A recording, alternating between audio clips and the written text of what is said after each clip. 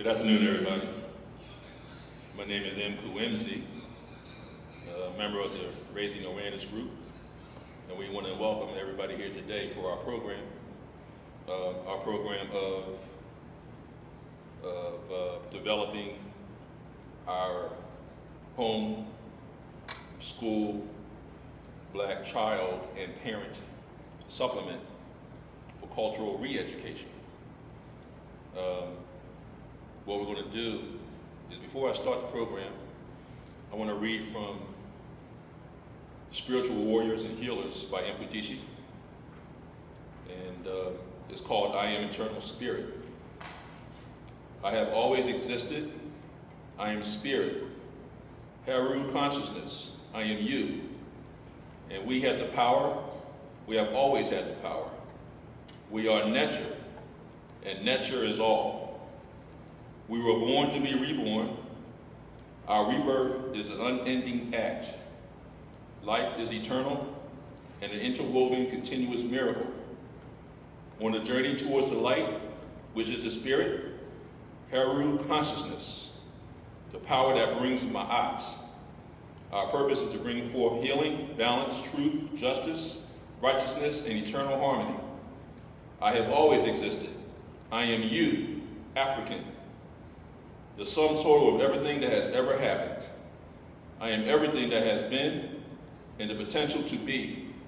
Your Haru consciousness, I am eternal spirit. And that is probably a pretty good synopsis of what we're trying to do as a group. We all are one nature, one community. One goal should be our combined consciousness. And this is what we're trying to do here today. What I'm going to do now is I'm going to turn this over to our good friend and group member, Ross Saka-Harris. And as we do as a tradition in the African community and our culture, we will lay praise to the ancestors by the ceremony of libations. Here is Ross Saka-Harris. Thank you, Rob. Bless, peace and prosperity to everybody, and power. Today I'm going to perform a libation ceremony and a ceremony to the ancestors to bless us in our overtaking of this facet of life that we're about to enter into, is teaching the children. It is said by our great ancestors, the Maroons, that whoever comes first when they hear the call of the Abeng are the ones that's going to lead the revolution. So in this meeting here today, there's only a few of us that came out to participate, and I guess we'll be the ones who lead the charge of the Abeng. I want to start out by giving thanks and praises to our ancestors who passed on to the next realm, and to the Orishas who are in our spirit and live eternally. First, I would like to say Ashe to Oludumare. Ashe. Ashe. All right. Ilegba. Ashe. Ashe. Obatala. Ashe. Ashe. Yemiya. Ashe. Ashe. Ogun. Ashe. Ashe. Shango. Ashe. Ashe. Ashe. Excuse me. Start. Ashe. Ashe. Now we're going to move over into the power deities. Lucerino. Ashe. Ashe. Sarabanda. Ashe. Ashe. Centinela. Ashe. Ashe. Mamacholu. Ashe. Ashe. Tatafambo. Ashe. Ashe. Kalonga. Ashe. Ashe. Naguru Ferinda. Ashe. Ashe. I'm going to go into now the netters of the ancient Kemet. We're going to start with Amun, the hidden one. Ashe. Ashe. Paneter. Ashe. Heru. Ashe. Dejahuti. Ashe. Bastet. Ashe. Ma'a. Ashe. Rahiru Kahudi, Ashe. Shushet, Ashe. Renet, Ashe. Set, Ashe. Shu, Ashe. Sebek, Ashe. Tuwaret, Ashe. Tefnu, Ashe. Wedjet, Ashe. Kepra, Ashe. Ku, Ashe. Shushet, Ashe. Amunet, Ashe. Adora, Ashe. Akuja, Ashe. Anana, Ashe. Asasa, Ashe. Kagani, Ashe. Chayuti, Ashe. Chakawuti, Ashe. Gawawama, Ashe. Imana, Ashe. Ashe, Obisi, Ashe. Joku, Ashe. Katuanda, Ashe. Mabahuti Mawana, Ashe. Mawana de Mahoya, Ashe. To all the ancestors known and unknown, Ashe. To all our warriors that died defending us, Ashe. Now I'd like to turn it over to our brother, Elder Paul. Thank you, Ron. Yes. Bless you. Yep. Hotel. Hotel. Okay, we're going to take a real quick break, and then we're going to go to our first presentation. Welcome. All right, everybody, welcome back to our program. And again, my name is Mku MZ, and we're here on Saturday afternoon, a warm Saturday afternoon, June 13, 2015. And we are the Raising Awareness Group, and I would like to introduce you to our members who are present at the moment. Our first person is Khufu Synapsis Manuhotep.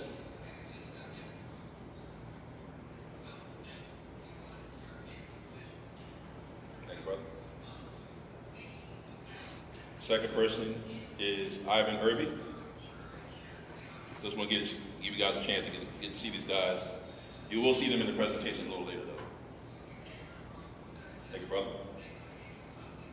My man, Kevin Williams, all the way from sunny state of Florida. And I know he deserved 10 cents for that. Thank you, brother Kevin. Thanks for coming in. No problem, man. And the great Rod Saka Harris.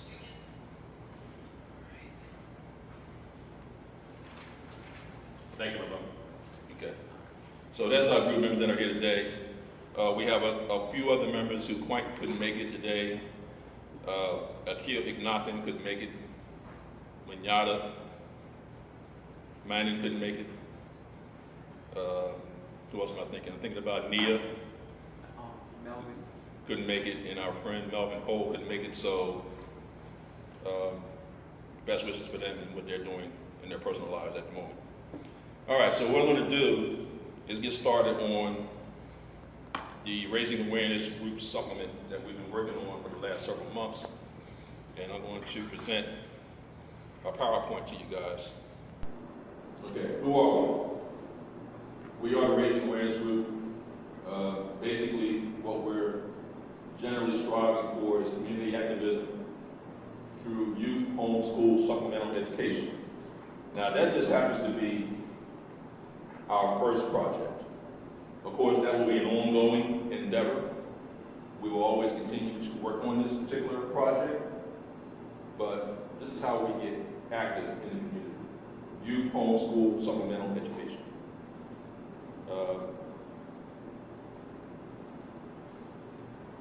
Propel future endeavors with cultural responsibility.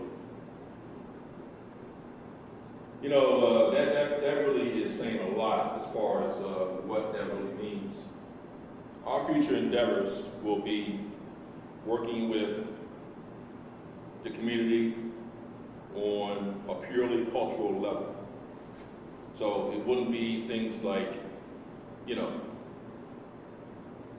community, neighborhood, street cleanups and things of that nature. It would be totally cultural thing that we would have to try to raise the consciousness of our community. As a result, We know, because of this cultural responsibility that we have, the one that can actually bring this particular issue to focus is our grand scholar, Dr. Umar Johnson. So what I'm going to do is show you a real clip, just a few minutes long. Welcome. Thank you. Well, you have a lot of work ahead of you. We know that there are a lot of issues going on in schools, especially with young black men. What do you see as the main challenges? Biggest challenge I see is twofold. First aspect of the problem relates to the school itself. Public education was not designed to successfully prepare African American boys for a life of success. Public education, as it is today, largely functions to prepare our boys for a life of prison and incarceration, and for that matter, to prepare our young ladies for a life of poverty. The issue is systemic. A lot of people speak of the problem being the parents, disinterested students, the influence of hip hop. And although all those factors are relevant, they're not primary. The primary reason why the young men are not learning is because the schools aren't designed to teach them, and the personnel necessary to reach them are simply not being hired. 93% of all of America's teachers are middle-class European American females. Our boys not only need men, they need black men. Education is a helping profession, much like my own, psychology. In order for me to be effective therapeutically, I have to be able to relate to my clients. If I can't relate, I can't help them. It doesn't matter how many degrees I have. It doesn't matter how extensive my experience or how well I'm traveled.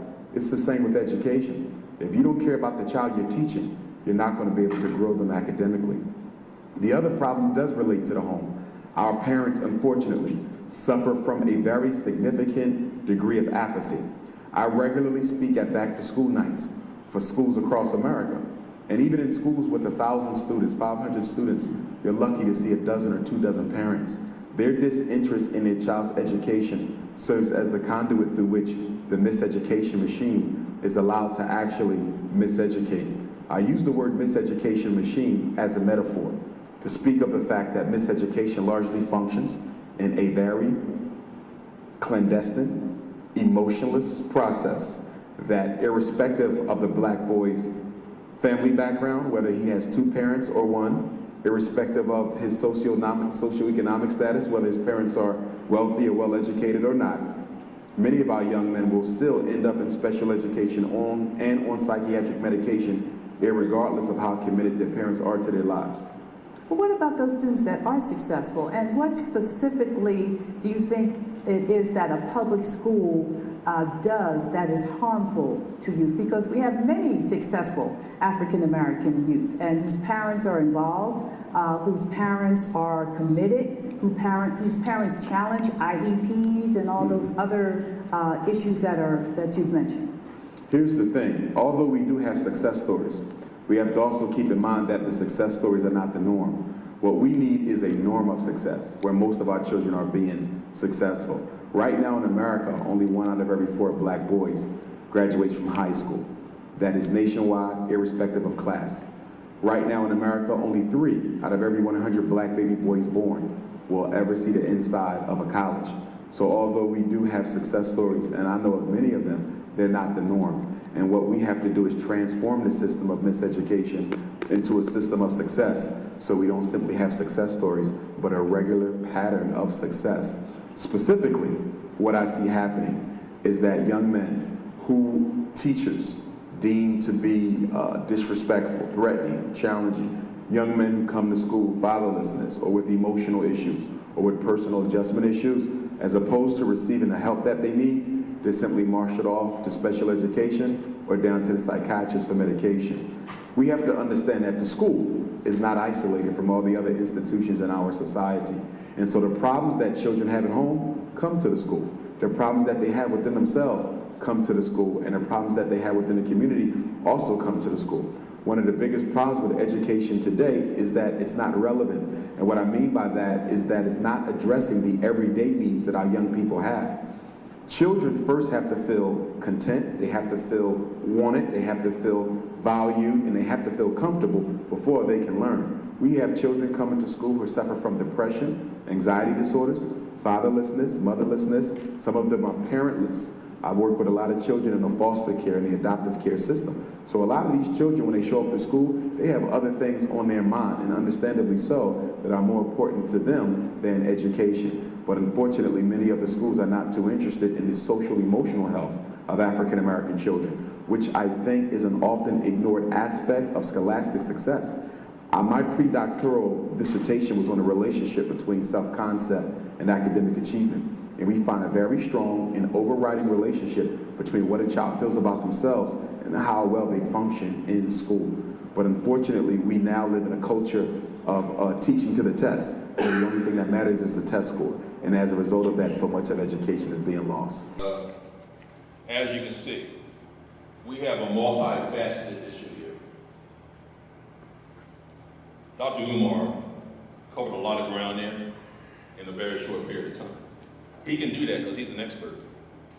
Now, we obviously cannot fight this war, this miseducation war, on multiple fronts, which means that we have to pick our battles.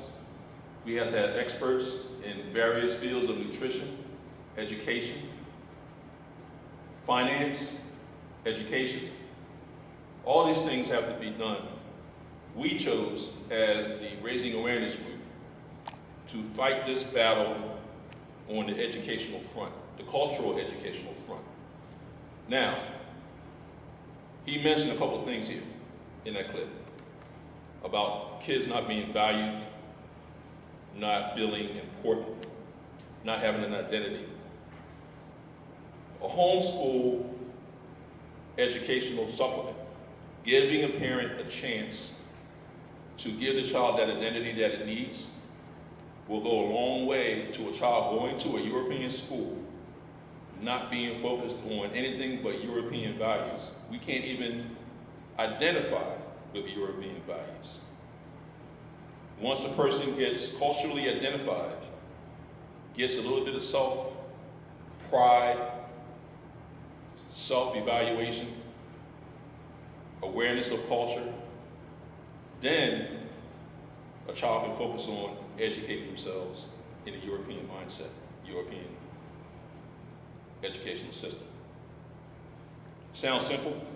It's a very complicated thing, but the parent are the ones that are going to have to do this. More importantly, we must own this as a community. The parents, us, the educators. Dr. Umar had mentioned in that clip that the education people don't even give a damn about educating the kids because there's no motivation to. It seems like it's a hopeless thing to educate our children these days.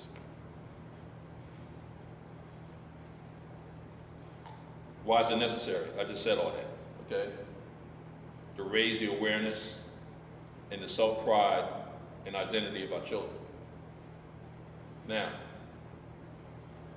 here are some facts that you probably would put it in focus on why this is so important. Now, keep in mind that this survey and these figures are just a couple years old. Most surveys that are done these days are always a couple years old anyway, because it takes a while for them to compile the information and the data and put it in its proper context. So, but this is definitely something that is relevant today. Take a look.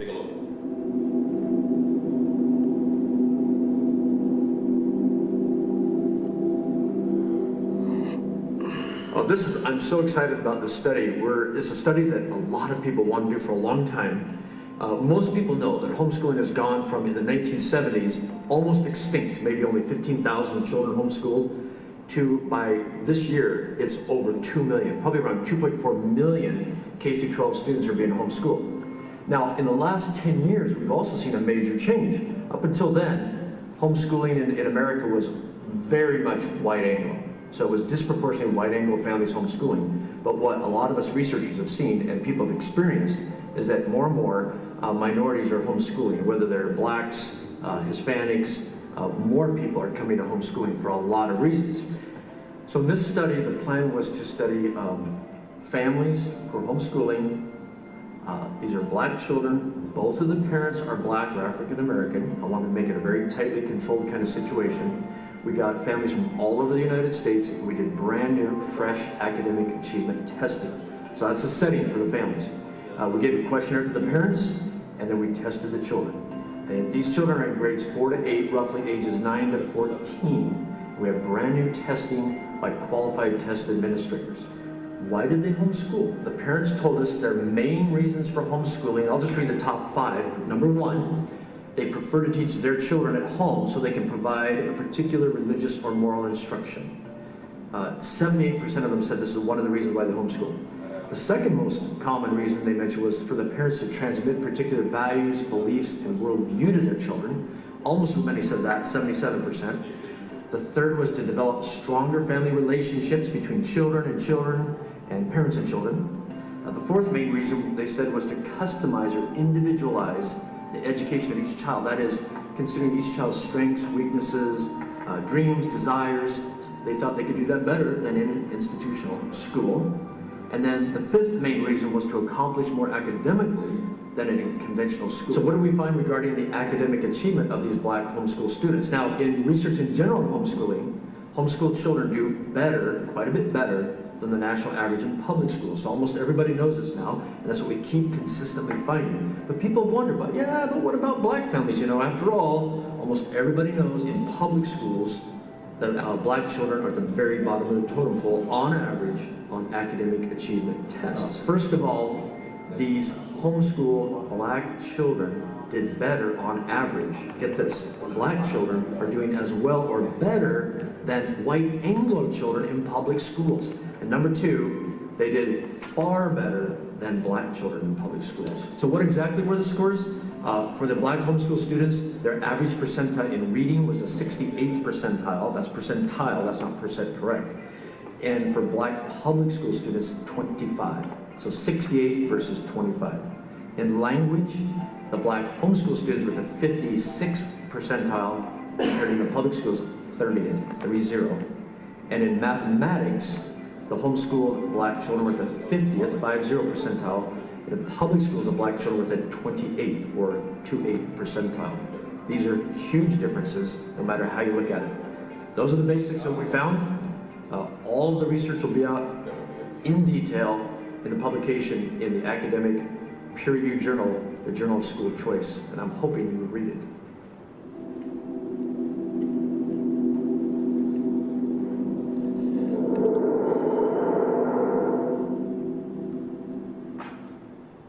Hey everybody, as that clip showed you, that there are some definitely numbers in the value of homeschooling our children, especially black children.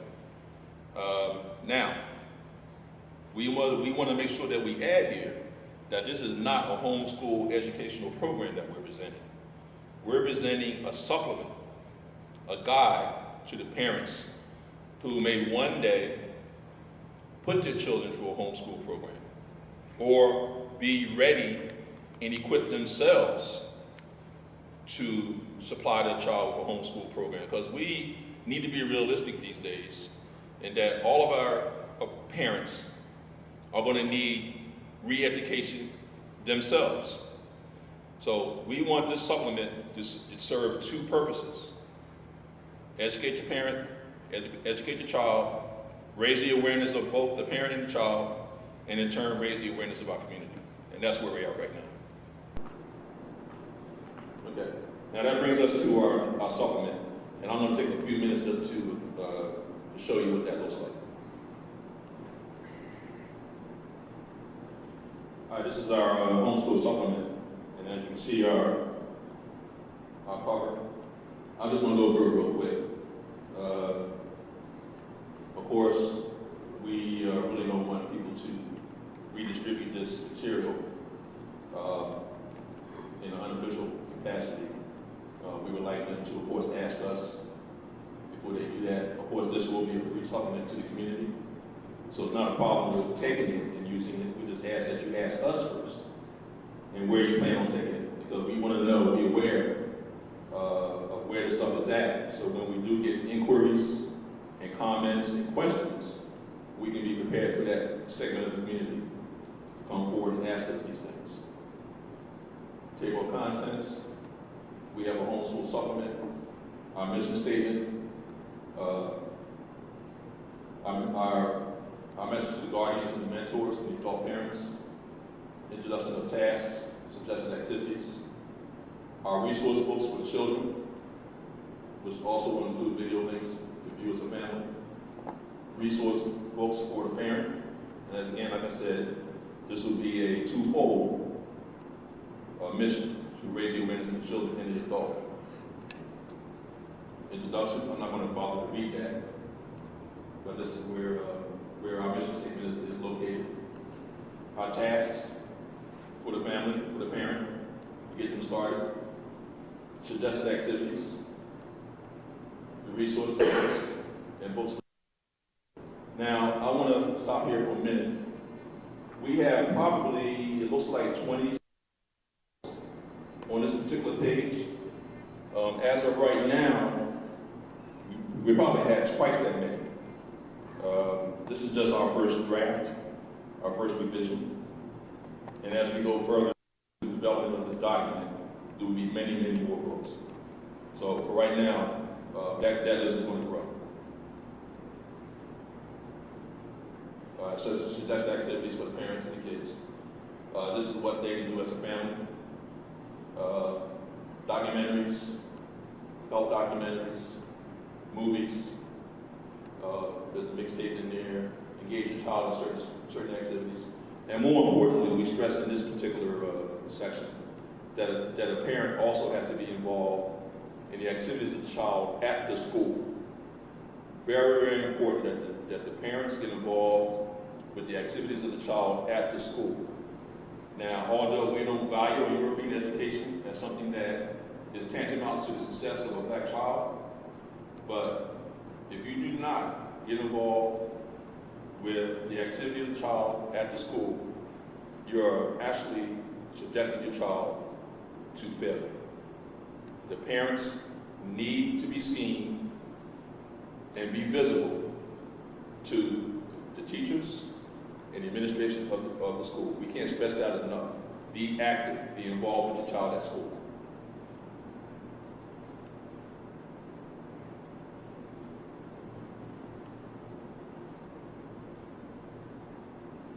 Okay, these are video links. That list will obviously get bigger and longer.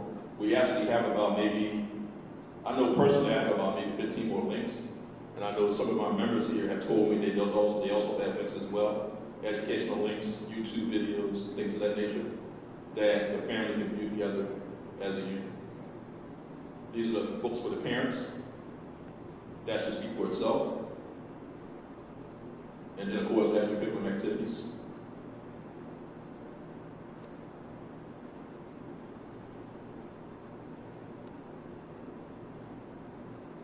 We have library informational links that will be added later. And of course, we explain what's on the cover. And then we can go into that much later. And of course, we have a conclusion. That's it for the document. And as you can probably see, this is it already. We already have it published. We already have it printed. So these will be available hard copy, as far as, and also digital and PDF format. I'll go into that a little bit later when I get into the presentation. Nutrition obviously is the key. We're going to have one of our members talk about that a little later on in this presentation. There's a very good video called Urban Kryptonite. We suggest very highly that people get that in the black community. This nutritional thing, along with the educational, what I call crisis, one of our issues and crisis issues is that nutrition, very, very important, because there is a multi-level platform, educational reinforcement. Now, educational reinforcement just doesn't mean that we're being educated in the school, our children. We are being re-educated, reprogrammed on multi-levels, multi-platforms, media, school, as we mentioned, music, nutrition, iconography, fashion, you name it. We are being reprogrammed on a daily basis. And the assault is full-fledged and is non-relentless. Now, this next clip is going to show how important it is for our children to change their concept of evaluating the material when they go into a European-centered educational system. We learn and grasp concepts totally different than other cultures as Black people. I'm going to have Dr. Coleman actually explain that much better than I can.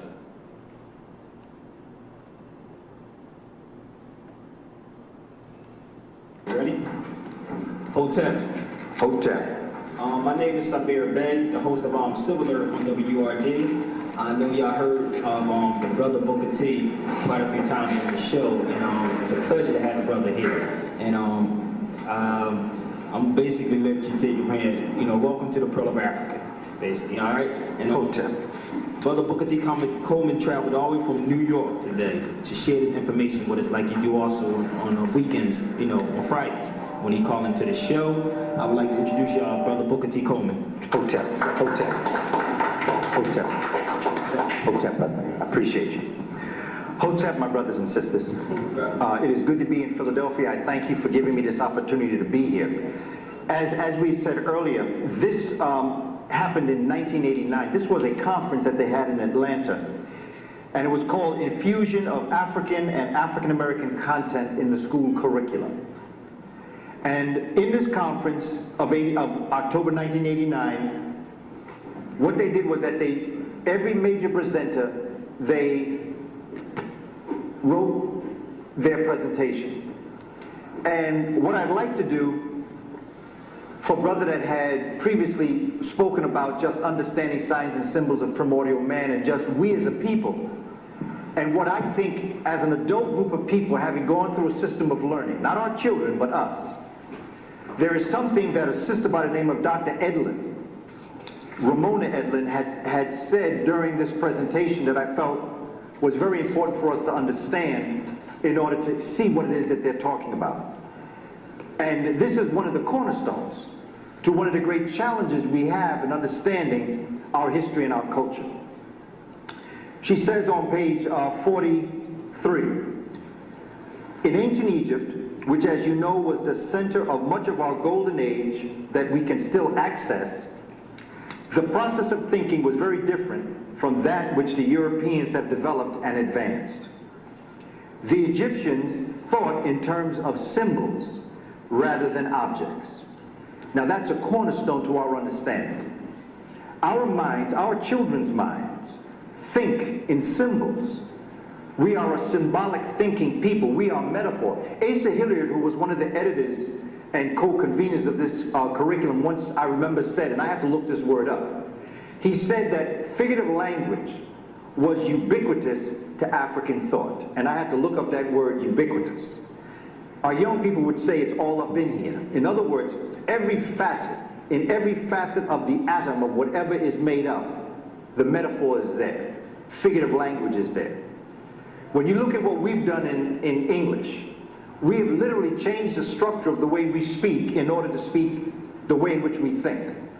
So that when something becomes so good, and we don't have a word for that thing that's so good, we jump out the box and say that's bad. Our children say that's dope. There are many different ways that we express ourselves in the metaphor. Because if you didn't know what the metaphor for being bad was, you wouldn't understand what it was that we were saying. So that symbols become very important to the African thought process. And that's one of the things that we're trying to bring back to our understanding, that when you're looking at something, so that when you're looking at a book that's entitled Signs and Symbols of Primordial Man, it's not so much the literal letters that you're reading that's going to access the information. Dr. Edlin goes on to say, symbolism is an intuitive means of overcoming the limitations of brain-centered reasoning. Symbolism is an intuitive means of overcoming the limitations of brain-centered reason. Symbolism does not merely count what the five senses can detect. It creates a new relationship between inner knowing and external analysis. When we're in classrooms, when we are teaching our children and when our children are learning, when we are in classrooms learning, this dynamic of symbolism plays a very important role to us. Because many times we sit in the audience and we're not so much listening to the words that the person is speaking, we're creating images around what the person is saying. So therefore, when we go back home and we're recollecting what's being talked about, many times we don't recall the words as much as we recall the images. So that we are a visual people. We are a people who take what's said and turn it into an image. When it becomes an image, then that's what we bring into the recesses of our consciousness. So that when we want to recall that incident, we don't recall the words, we recall the image. When you do that, you can take thousands of words and make one image. So therefore, when you look at the brilliance of our African ancestors, and all the things that they were able to do on such a simplistic level, or as complex as it was, they didn't live a literal life. European objective linear thought consciously excludes any relationship to the unseen or spiritual dimension of life. But in the Egyptian hieroglyphic writing, we receive a whole complex of abstract, intuitive states of being, as well as material facts, which are not so much described as experienced in symbolism. We see not the effects, but the cause. We experience non-polarized expressions of the will or the spirit, not mere sequential sense reports based only in the limited perceptions of the human. Now, as teachers, when we go into classrooms, we have to go in thinking that way. We have to go in knowing that our children really aren't so much picking up what we say as much as how we can create an image in the way we say it so they can then access that information. Brain-centered thoughts.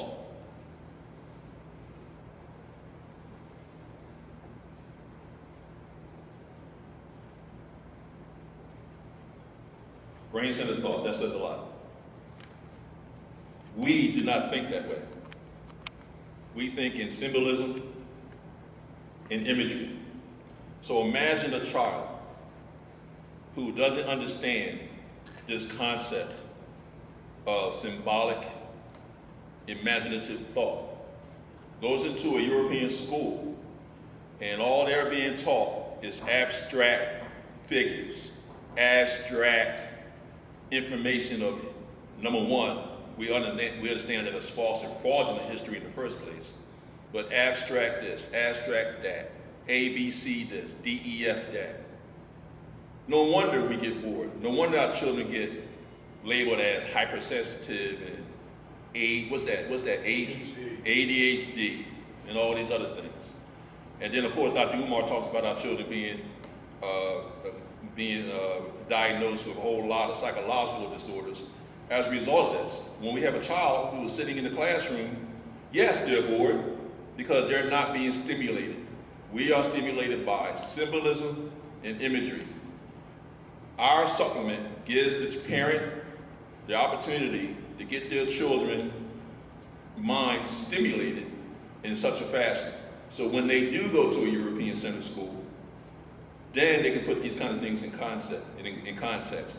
They'll be a little bit more patient, and they'll be a little bit more unrestless, shall I say, if there's such a word. And that'll give them a good start before we can even get a chance to get them into a homeschool situation. Other platforms, of course, where we're being under assault is the financial inequity and nutritional deprivation. Okay, so what is our strategy? Community outreach, various organizations. We're working on those things right now. Our group member Ross Harris has told us about the Uhura Village. We're going to be in partnership with them. That's the organization that just had Astro Kwesi over in Trent. Another organization that also had Astro Kwesi into the area in Philadelphia was the African Temple of Ma'at. I believe the brother who actually heads that organization is Brother Africa Muat. And I can't remember his last name, but that particular brother had that Astro Kwesi over in Philadelphia at the African American Historical Museum. We want to get involved with Black-owned businesses. We also would like to use their existing websites for distribution of our material and our resource guide. Of course, we talked about the internet educational websites. Those are the things that the parents will have access to. YouTube videos, of course, PDF books, links, and sources. We'll make sure that we don't put any copyright material out there so we can be possibly charged with unauthorized access. Partnering, of course, with other Facebook conscious groups and their admins and members. We've already started that already because most of our members are already creators of their own groups, they're admins of other groups, and we're already leaders in that particular field of media anyway, so we've already started that. And of course, we would like to participate in other cultural events. Right now, we have a program going on as we speak, but we also would like to present our material in other forms if we can. Now, the implementation of getting this particular supplement ongoing is the distribution pathways. We talked about Black-owned businesses, we talked about other things, eating establishments, restaurants, of course Black-owned. Now, faith-based organizations, of course those are churches, religious organizations, things of that nature. We would like to reach out to the community at large, not just the conscious community. The people who need this particular information the most is quote-unquote the unconscious community. Parents who don't have a clue as to how to get their child started in being African cultural centered. So we would like to get our program, our supplement out into the community at large. Of course, email listings generated by all the above. We'd like to do a polling of numbers as best as we can. And we do have, we're working on right now helpline and email support. We do have an email, and it's also listed right here in our supplement, our email. So that'll be easy for you guys to get in touch with us. 800 numbers coming later. Okay. We will continue to work on improving this document. Obviously, we'll continue to improve and evolve. It is already available in the PDF and in digital format. And of course, as our great elder Malcolm X says, raise up your community. Now, I believe that, I think this past February, Malcolm would have been 90 years old. And, or do I have that wrong or do I have that right? I'm not sure. I know he'll be 90, I know he would have been 90 this year. Let me see if I got this down here somewhere. I don't have it written here. Yeah, so he would have been 90 years old. And also, I think it would have been the 50th or 40th anniversary of his assassination, if I'm not mistaken. I'm trying to see if I find that. Oh yeah, I got it. May 19th. Yeah, 25. So yeah, May 19th of 2015, he was 90 years old. And on February 21st of 1965, we celebrated his 50th anniversary of his assassination. So imagine, this man has been around in our consciousness since his death, not even before his death, but since his death for 50 years. And we're still talking about this gentleman. How daunting is this task of raising our community? Are we all going to be able to get this done in a sizable and measurable amount that can be considered that can be considered, I don't know, trying to find the words. that can be felt through the community. I don't know, it's a big responsibility, but we have to try. Outcomes, real estate outcomes. We would like the community to utilize our email follow-up courses. It's critical. Tutoring, we talked about that as a group. We don't know whether we're going to actually get there or not, but it's something that can be pursued to see how credible and how reachable that particular goal is. Of course, polling numbers, we'll figure out how to do that. It's important that we know how many people we're reaching, what kind of effect we're having on the community. So if we can poll this thing and find out where we're being effective at in the community, we definitely would do that. That's why polling is so important. Partnership, realize, and continually nurture. Of course, we had the formal purposing of the document. We talked about that already. And of course, I talked about getting involved with the community at large and raising the consciousness of our youth. Group activities, we'll talk about that as we get into later activities. Bonding, very, very important. Maybe we'll have an outside event, barbecue. We'll see how that goes. Project that we'll tackle. Of course, they'll have to be realistic. We do have a website, and I'll just show you the page real quick.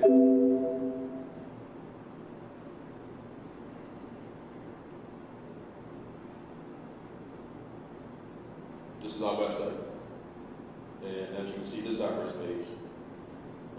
It's in our supplement, I'm pretty sure. I have to see if it's there. I think we put it in there. But we're working on this. It's not actually ready to go yet, but within the next month or so, we'll have that ready to go.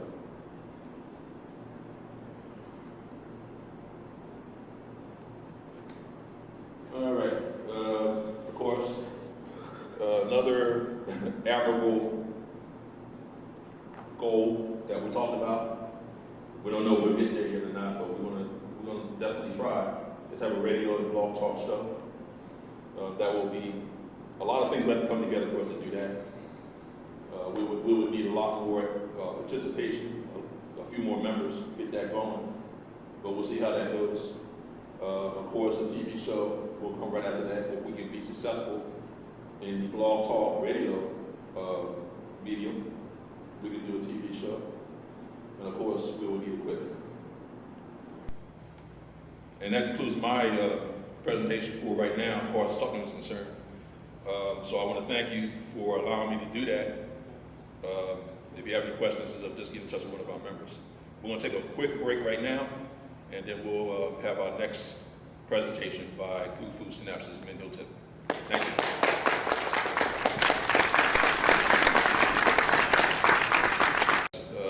Welcome back to our program.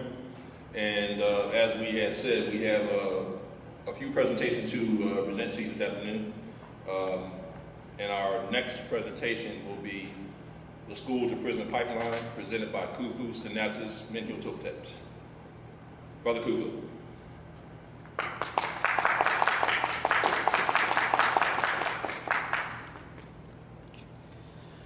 Thank you, Elder McCoo. I want to start off, and I just want to give thanks to the ancestors. I want to give thanks to the divine nature.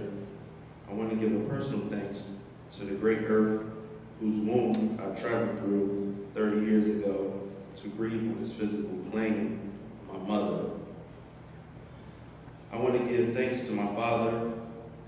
I want to give a special thanks to my daughter, Kari Bassett. She inspires me every day. When I do this type of work, I keep her in mind because she will be one of the many youth and young minds that will change the world and elevate the consciousness of our Black/African people.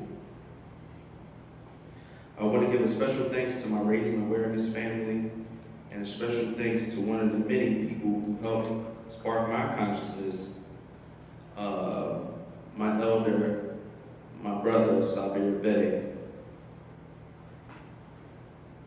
I met Sabir 14 years ago, and he used to drop knowledge on me, so I'm very thankful for that. He sparked my consciousness, and from there, I just grew.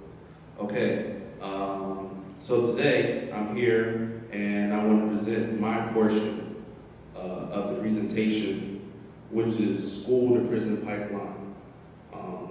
And as you can see, my name is Kufu Synapsis Imhotep. I'm known on Facebook as Kufu Synapsis Mentuhotep. I'm also known by my friends and family by my European name, which is Kevin. Okay? Here's my presentation. I'm going to go to the first slide.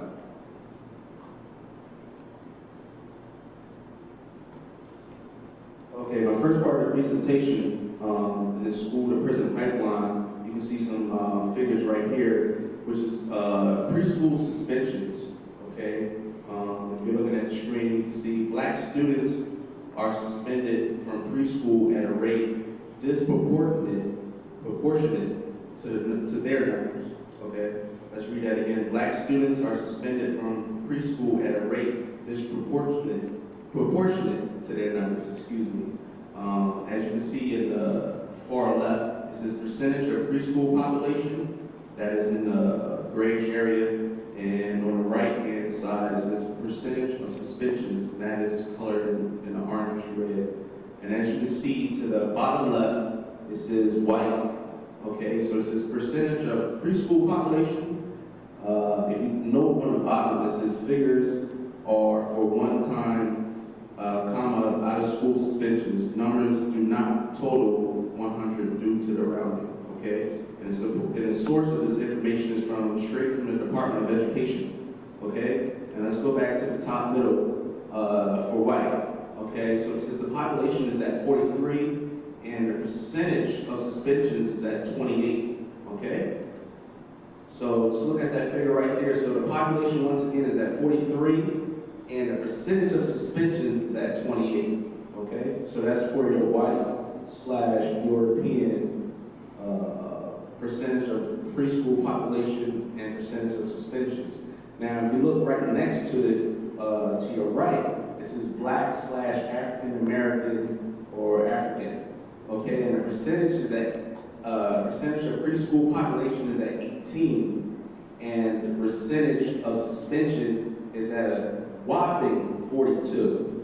Now, if you look at this right here, how is it that the percentage of suspension is way higher than the percentage of the preschool population? So that must mean that almost 100% of the population in preschool of Black/African American students are being suspended, opposed to and comparative to the white population, which is at 43, and the percentage of suspensions at 28. Then you can see to the far right, you have the Asian, you have the American Indian, Alaskan Native, the Native Hawaiian Pacific Islander, and 2 or more races. Okay, so we're not going to really focus on that. We're going to just focus on Black/African American preschool students. And once again, this is preschool. This is pre-kindergarten. This is pre-first grade, second grade, third grade, etc. This is preschool. This is from the ages of maybe what's preschool about? From maybe 1 to maybe about 4 years old. Okay, and they're already getting suspended. So you're indoctrinating into the kids at preschool age that, hey, you're doing bad and you're going to be suspended, which means you can't come in preschool for X amount of time. And this is the beginning process from a young age, and you start to indoctrinate them. Okay, let's move on. Okay, so we move on, and the next slide is school discipline. Okay, bear with me for a second. Okay, it might be a little difficult to read, but I read it along with you. It's the school discipline. The first bulletin is lacking resources, facing incentives to push out low-performing students, and responding to a handful of highly publicized school shootings. Schools have embraced zero-tolerance policies that automatically impose severe punishment regardless of circumstances. Okay? Under these policies, students have been expelled for bringing nail clippers or scissors to school.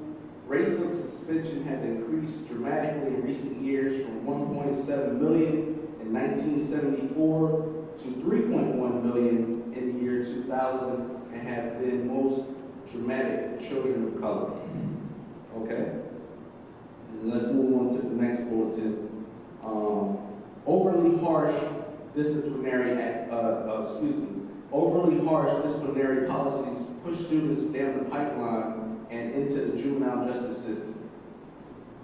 Suspended and expelled children are often left unsupervised and without constructive activities. They also can easily fall behind in their coursework, leading to a greater likelihood of disengagement and dropouts. All these factors increase the likelihood of court involvement. Okay? So let's move on to the next bulletin. As harsh penalties for minor misbehavior becomes more persuasive, schools increasingly ignore or bypass due process protection for suspensions and expulsions. The lack of due process is particularly acute for students with special needs who are disproportionately represented in the pipeline, despite the heightened protections afforded to them under the law. Okay? So let's review that for a second. It's no secret that, it's no secret that by looking at the news or read stories as of late, you can read stories of how kids were suspended and or arrested, which undoubtedly puts them in this system, which is ultimately a death trap, okay? If you look at the top, it says lack of resources facing incentives to push out low-performing students and responding to a handful of highly publicized school shootings. Schools have embraced zero-tolerance policies. Okay, so you're going to find schools that are embracing these zero-tolerance policies based on certain isolated incidents. So you'll have circumstances where you'll have children come and they might get into minor infractions, and because the schools have adopted these zero-tolerance policies, that they're now just pushing kids out the door, they're expelling them, or in certain circumstances, they're even getting arrested, okay? As you can see at the bottom, it says harsh penalties for minor misbehaviors become more pervasive. So that's becoming more common. So now schools are saying, you know, you're not going to go to detention, you know, you're not going to go see the principal, we're just going to expel you altogether. You know, we have a zero-tolerance policy, we're not even going to speak to your parents, you're expelled, or you're going to jail, depending on the circumstance, okay? Let's move forward. So the next slide is know the facts. So you have to know the facts, and let's look at this little video I have right here. It's called the school-to-prison pipeline, and it's a national trend where children are funneled out of public schools and into the juvenile and criminal justice system. And we look at the children who is incarcerated. This child, a punishment for holding his food slot. He's being chained to the food slot. 16, 18-year-olds, 17-year-olds, pregnant women inside solitary incarceration. These photographs were taken by Professor Richard Ross in Berkeley, California. He has a project called Juvenile Injustice. And what he's showing is like how 12-year-olds are in solitary. How we have youth who are 18 and 16 left inside a cell with no item. How we chain our youth. Devices of torture that are used to restrain children. Like the Ethan Allen School in Wisconsin. This is a school considerably, but it's similar to a maximum security correctional facility. Here we have also in another cell in South Bend, Indiana. This is considered a schoolyard. So it's a cage with a little basketball court, and that's what it is for the kids. And we're talking about housing and torturing children. Five Mu'adlim Ak is now a prison reform activist and director of the Incarcerated Nation campaign.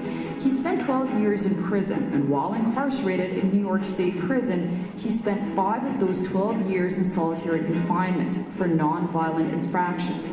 His activism has reached schools and universities nationwide. These images fill the walls of his office, reminding him every day of the difficult task before him in his fight for reform. So if a kid acts out in school, we change suspension to incarceration. So literally, instead of suspending school kids or really creating a system that has restorative justice, When I was young, if you act up, you had to write on the chalkboard, you had to help the teacher out, you had to do some type of remedial task that satisfied the environment in the school. That does no longer exist. Detention is another thing the Board of Education is non-existent. You don't stay after school to take up classes, you go to jail, you go to prison. So the school to prison pipeline is basically shaping the school similar to a prison. We have armed guards, we have security measures that's close to like security going through the airport. You have to go to metal detectors, you have to be hand down, mat, hand wands, you have metal detectors, you have cameras. We spent more money in putting cameras in schools than we did in prisons in the last 5 years in America. And literally we have probation officer, we have a police officer, we have a guidance officer, we have another officer inside the school. We have all these components, this system of containment, and children have to navigate. It takes them 20 minutes to navigate through this system of containment to get into the school. And once they get into school, they can walk right out the back door, ain't nobody stopping them. Five's son Shaquille recently graduated from high school and knows all too well about the challenges facing youth in public schools. A lot of problems with the high school systems today is getting inside the high schools at first. Like, you're missing out on educational time just trying to get through security, just trying to get through the metal detectors, getting through armed guards, you know, signing in, swiping your ID. You're late for your first period of class. You're missing out on your education. And it's really intimidating. You know, it leaves the students with a sort of hostility as soon as they wake up in the morning. People are tired. You know, we're coming in 7 o'clock in the morning, and you know what I mean, bright and early out of our beds to go through a hassle. Like, it's basically like airport security to get into your high school. You know what I mean? And it leaves kids messed up in the morning, feeling groggy, and you know, not even half awake. Today, Shaquille works side by side his father at the Incarcerated Nation campaign. He is the director of youth services, where he aims to educate his peers and give a voice to youth at risk of incarceration. He tells me there is a direct correlation between the public school system and the prison system.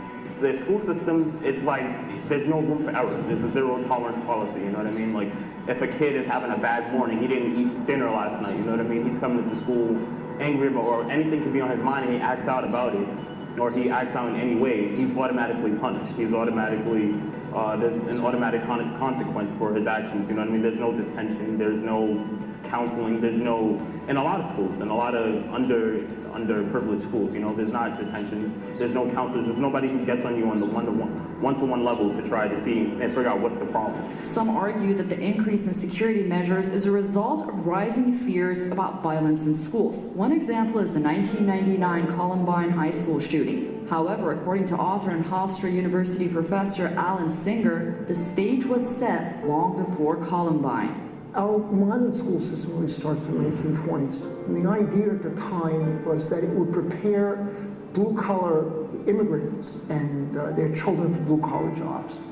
But by the 1960s, those jobs disappeared, and the rationale for the organization of high school, a factory model, no longer made sense. And as those jobs disappeared, the schools have more and more shifted to what I call prison model. So first you have the disappearance of work. And then in the 1970s, you have the massive budget cuts, partly as a result of the war in Vietnam. And schools are cut back, teachers are laid off, schools become much more overcrowded, and the whole schools have become chaotic. Then you have the 1980s, you have the crack epidemic. Crack epidemic destroys communities, destroys families, contributes to that sense of general decay in inner city communities. By the 1990s, you have private companies that are investing in prisons. You have the outsourcing of prisons to these private concerns. And these private concerns, they need raw material. They need the kids to make their profit. And so you have this whole justification of sending the kids to jail. You have the zero tolerance ideology emerges. And the idea behind zero tolerance is that you step out of bounds, something wrong with you, you're going to be sent to jail. According to Michael Denzel Smith, a fellow at the Nation Institute, while crime rates have gone down, incarceration has increased in recent years. We are addicted to incarceration. We're addicted to the profits that come through incarceration. We're addicted to free labor, cheap labor, and the way that we produce that now is through the prison system. And so the way, when crime nationally, like the number of crimes, actual crimes being committed over the past 30 to 40 years has actually gone down in the United States. Like we're reducing the amount of crime, but the prison population exploded, in part due to the war on drugs, but in part because we criminalized more things. Like we started to criminalize homelessness, we criminalized mental illnesses, and we locked people up, and we locked them up for longer periods of time. So the prison population has exploded over this time, and we are so beholden to it as an economic force and also just a social control. Through the juvenile courts and the adult criminal justice system, the United States incarcerates more of its youth than any other country in the world. In 2002, approximately 126,000 juveniles were incarcerated in youth detention facilities alone. Approximately 500,000 youth are brought to detention centers in a given year. This data does not reflect juvenile trialed as adults. Around 40% are incarcerated in privatized for-profit facilities. Singer, who has also taught at high schools across New York and was a guest teacher at Rikers Island Jail Complex, says the issue of race plays a leading role. White people increasingly are fearful of black minority youth, of immigrant youth, and the zero tolerance, sending kids to jail has just become a way of engaging white voters to support right-wing conservative candidates. Minority youth are disproportionately represented in incarcerated populations relative to their representation in the general public. A recent report from the National Council on Crime and Delinquency found that Black and Hispanic youth are treated more severely than white youth at every point of contact with the system, from arrest to detention to incarceration, even when charged with the same crime, a point highlighted in a recent article by Smith. We are a nation built on racism, and that's the way that the system functions, and you will find that on every level of every institution of American life. But also just the perception then of what that produces, the idea that black youth are more dangerous, more criminal. Until we break that, until we really investigate racism, we investigate the capitalist system under which we operate, we're not going to break our addiction to prison. And when you need bodies in that prison, you're going to either criminalize more behaviors, or you're going to ensure that you have those bodies from a younger and younger age. And that's what the school to prison pipeline does. Okay, welcome back to the video. As you can see, that segment was called Know the Facts. So just know the facts that the school to prison pipeline is indeed real. You would talk to most people that would suggest that the school to prison pipeline does not exist, and that school systems are doing what they need to do to quote unquote protect the children, when in actuality a lot of these systems that are put in place is actually conditioning the children to go straight to prison through methods of expulsion, severe discipline, and when people fail to realize that these are children that we're dealing with. Children make mistakes.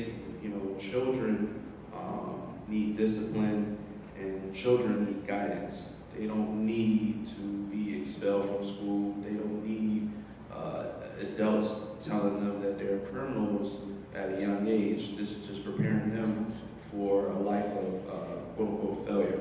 So let's move to the next slide. Okay, the next slide is no money to educate the children, so they claim. Okay? So if you read right here, it says, we'll use my hometown city, which is Philadelphia, Pennsylvania. Philadelphia School District, PSD, state-run school reform commission voted in March 2013, which was about 2 years ago, to close, excuse the typo, to close 23 public schools, nearly 10% of the city's total, and the move they say is necessary to plug the $304 million budget deficit. In June 2015, which is this month, the Philadelphia School District forecasts an $80 million deficit. Okay, so we shall ask, where exactly is this money going? If you look around Philadelphia, Pennsylvania, if you're familiar with the city, or maybe not, maybe you can Google, they just built down here on the sports complex, multi-million-dollar facilities. The city has the city has money for tons of other projects, but every year there seems to be a deficit in the school district, and their first solution is to close schools and cut programs such as music and arts programs. Okay? So no money to educate the children, so they plan. Okay? Let's move on to our next slide.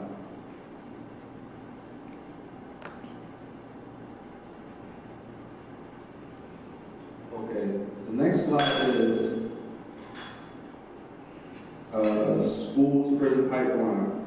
Is it a civil rights crisis? Okay, the print is kind of small, so I'll read it with you. This is the growth of school to prison pipeline is part of a larger crisis. Since 1970, the U.S. prison population has exploded from about 325,000 people to more than 2 million today. Michelle Alexander, this is a quote, this is what's highlighted. Although the new Jim Crow, mass incarceration, and the age of color blindness, this is a phenomenon that cannot be explained by crime rates or drug use. According to Human Rights Watch, in parentheses, punishment and prejudice, racial disparities in war of drugs 2000. Okay? Although whites are more likely to violate drug laws than people of color, in some states, black men have been admitted to prison on drug charges at rates 20 to 50 times greater than those of white men. Okay, so that's 20 to 50 times more likely than white men on the same type of caliber of drug charges. Okay, so just get that clear. So 20 to 50 times greater than those of white men. Latinos or Native Americans, or supposed Native Americans, and other people of color are also in prison at rates far higher than their representation in the population. Okay? So once released, former prisoners are caught in the web of laws and regulations that make it difficult or impossible to secure jobs, education, housing, and public assistance, and often to vote or serve on juries. Alexander calls this permanent second-class citizenship a new form of segregation. So she's basically saying this is a new form of segregation. She's basically made the claim that this is the new Jim Crow. We had old Jim Crow, but this is the new Jim Crow. So you have black men that are being charged, with more time in prison, 20 to 50 times higher than white men. And when they come out, they got this stamp, they got that stamp that they're a felon.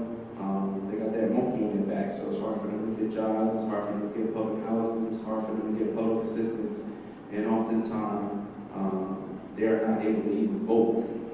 So basically, you got men going around out here with no form of help, no rehabilitation, and really no second chance at life. So just think about that as we move into the next slide, okay? And the numbers of school to prison pipeline has grown rapidly, and the future does not look bright. Hopefully something can be done to change this, and this is why we're here today to talk about this, and hopefully people watching this will grasp these concepts and begin to spark the ideas and ideologies to change these policies and these racial injustices that is happening to our people. Racial injustices that are happening to our people. Let's move to the next slide.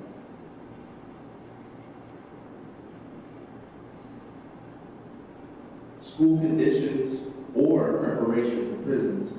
Okay, and I have 3 pictures here. If you look to the far left, you can see standing outside of a high school, which is local here to Phila, Pennsylvania region. I won't list the high school, but as you can see outside of the high school, you see pretty much cops, heavy local police force outside of schools, and basically you'll see that schools say that they need heavy police force, and that this discourages criminal activity and etc. Okay. And you look at the middle slide, you have metal detectors and x-ray machines. And in the depiction, you'll see kids going through metal detectors and pretty much getting scanned for whatever items that they're supposed to be looking for. Okay, if you look at the far right, you see students, you see a depiction of students who are forced to wear uniforms. Okay? Most would argue that these three are put in place for counter preventative measures to stop certain activities such as bullying, criminal activity, bringing weapons to school. Okay, but most students will argue the notion that schools often deprive them from bringing items like soda and or water, and often confiscate their mobile phones. The depiction on the right side, you see students coming to school in uniforms, while the school districts and some parents may argue that uniforms curb the bullying of children whose parents cannot afford certain trendy fashions. Children will often argue that bullying still does happen at the same rate, even with the uniform policy implemented. And students feel that uniform policies are more oppressive to their individuality and expressing themselves in the way they would like to express themselves. Expression is also through a form of fashion, the way you like to dress, and the style you like to wear your hair, et cetera, et cetera. Okay, so you have students that are saying that bullying and certain activities are still happening with these measures put in place, and these measures are often a way of nitpicking at children. Case in example, if you look at the middle, you see metal detectors. Metal detectors are designed to detect metal. So, and X-ray machines are designed to scan your personal belongings. And students are arguing that they're taking minor things like water and soda away from them. And those are weapons. Okay, so that's something for y'all to think about. Let's move on to the next slide.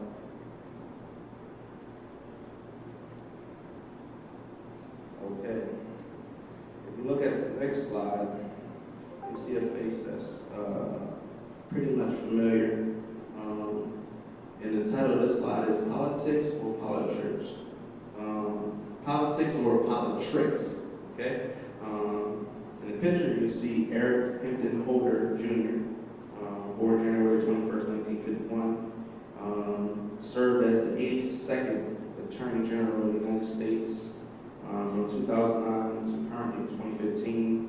Holder served in the administration under current President Barack Obama as the first African American to hold the position of United States Attorney General. Basically, he's the highest ranking law enforcement official. When it comes to disciplining a child in school, the issue of race comes into play, and the Department of Justice and the Department of Education have now recognized this discriminatory practice that has plagued minority children for decades. Okay, so let's move on to the next slide.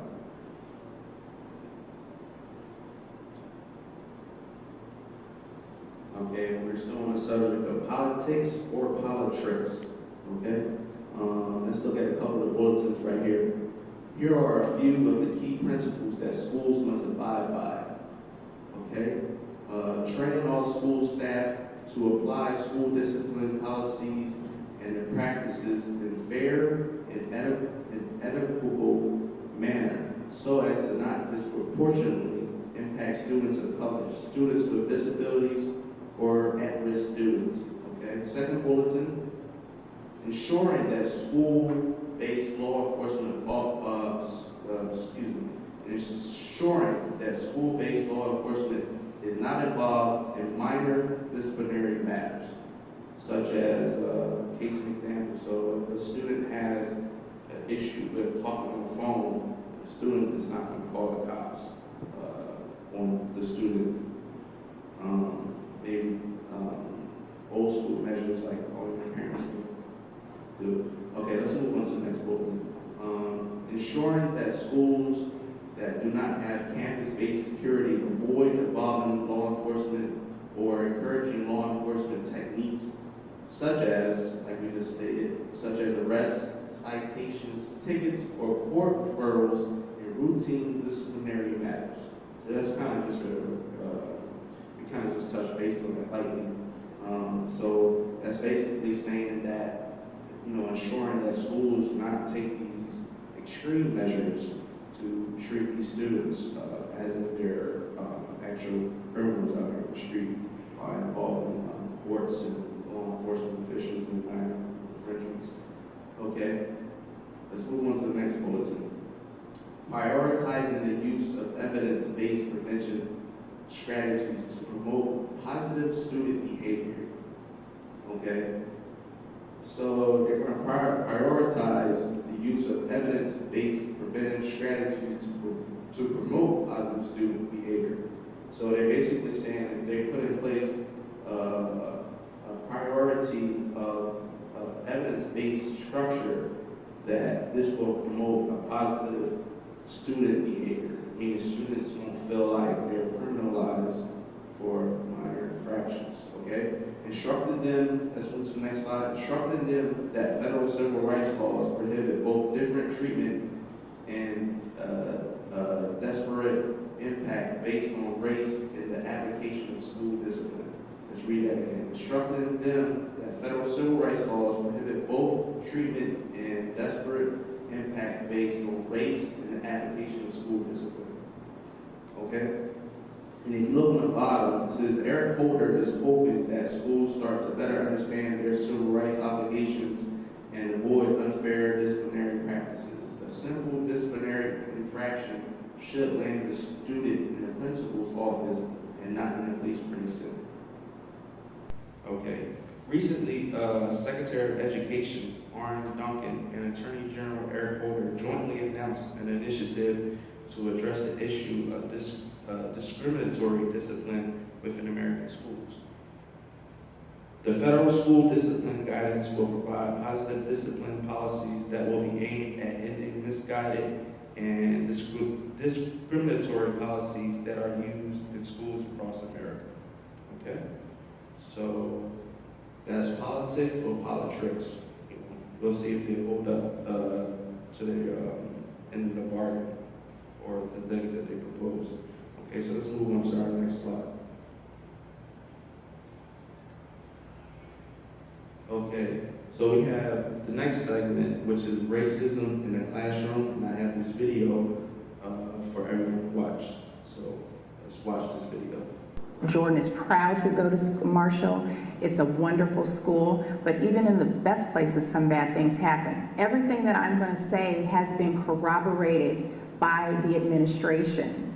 Each time my child was singled out because of his race to educate the class about Black issues. Number one, at the beginning of the year, they were reading a lesson before dying. My son was singled out to explain what Creole means. He said nothing. Number two, fast forward 2 weeks ago, he was asked to read the Langston Hughes poem, Ballad of the Landlord. When I read it in my normal voice, she told me to read it black.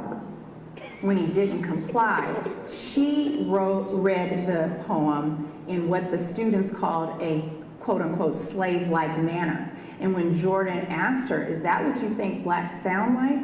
She reprimanded him and had him sit down. The third occasion happened just a couple of days after, where she had him quote-unquote rap a Tupac Shakur poem. And then the final incident, there was a PowerPoint presentation where Jordan was asked to explain why do Black people like grape soda. So at that point, my son, let me just say, my son only then brought it home to me this week and said, Mom, I don't know if this is racism, it just doesn't feel right. Give me an idea what this experience has done to him emotionally and how he expressed this to you and how you could tell it had impacted him greatly. I think that Jordan is a very thoughtful person and he's a very analytical person. And so that is the reason why he delayed in coming to bring this to me. But when he saw images and when he was constantly put in a position of pressure to quote unquote, talk about all things black, that was the stress that led him to come to me. What should be done, what can be done in your view? Let's use this as an opportunity to say, hey, when kids come forward with things that are harmful to them or that they feel uncomfortable about, let's be a place where they feel safe and that their cares can be validated. We have reached out to the school district and they did send us this statement saying, quote, Marshall High School administrators are taking these allegations seriously and school officials are vigorously pursuing an investigation of these incidents. The school launched the investigation on Wednesday immediately after the student's mother made them aware of the concerns. Okay, so that segment was racism in the classroom. And as you can see, the young sister said she had a son that was in school, and the teacher often asked the student to read things and talk in a black manner, so to speak, and often made racist comments. And the student finally decided to inform his mother of the actions of the teacher, who was more than likely a Caucasian or a white female. Okay, so let's move on to the next slide. Okay, so here we go. One of the great grand elders, and his 90th birthday just passed last month. Brother Malcolm X, or also known as Brother Malik El-Shabazz. What did he tell you? I told you this before. Only a fool would let his enemy teach his children. Okay, so that speaks volumes. So we have a school structure in this country, and you have a predominantly white or Caucasian or European teachers that are teaching your children, and they have these racist ideologies, and they're teaching your children.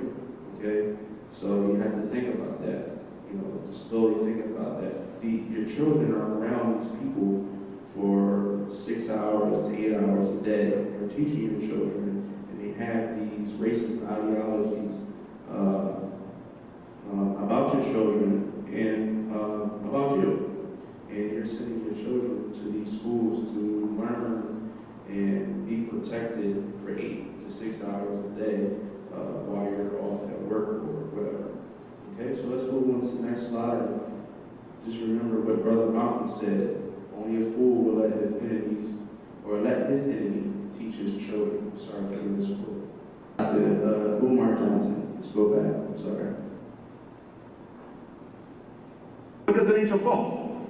In fact, I blame the black men in Dayton who should be helping our sisters raise these boys on their own. That's who I blame, not the mother. But it ain't got nothing to do with psychiatry. It ain't got nothing to do with psychology. It's a boy being hungry for masculine energy. Where is the masculine energy in the public school? It ain't there. When they fly me around this country to come and talk about how we can fix the black male crisis, do you know what my #1 recommendation is? Every school district I go to, and no school district yet has acted on it. I say, if you really care about these black boys, if you really want to reduce special ed, which you don't because you get paid for it, but we will talk about that later. If you really want to reduce special ed, if you really want to reduce dropout, push out, because nobody gets dropped out, they get pushed out.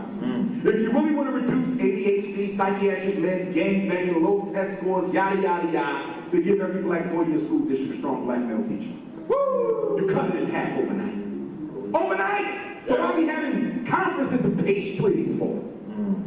You know what the solution is. Right. But there's a problem with that solution. It's racially based. Right. And we live in a post-racial society. We got a black president, so we're not supposed to be looking at people's skin color. Let me explain something to you right here, right now. Come on. You won't solve a single problem for black folks if you don't deal with the role of racism. That's right. Because racism.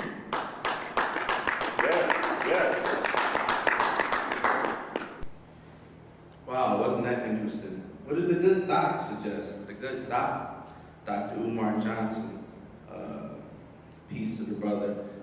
He suggested that if you want to see a change in the behavior of young black males, the solution was quite simple. For all these school districts that he went in front of and spoke to, he suggested that you start hiring black/African male teachers, not female teachers, but male teachers.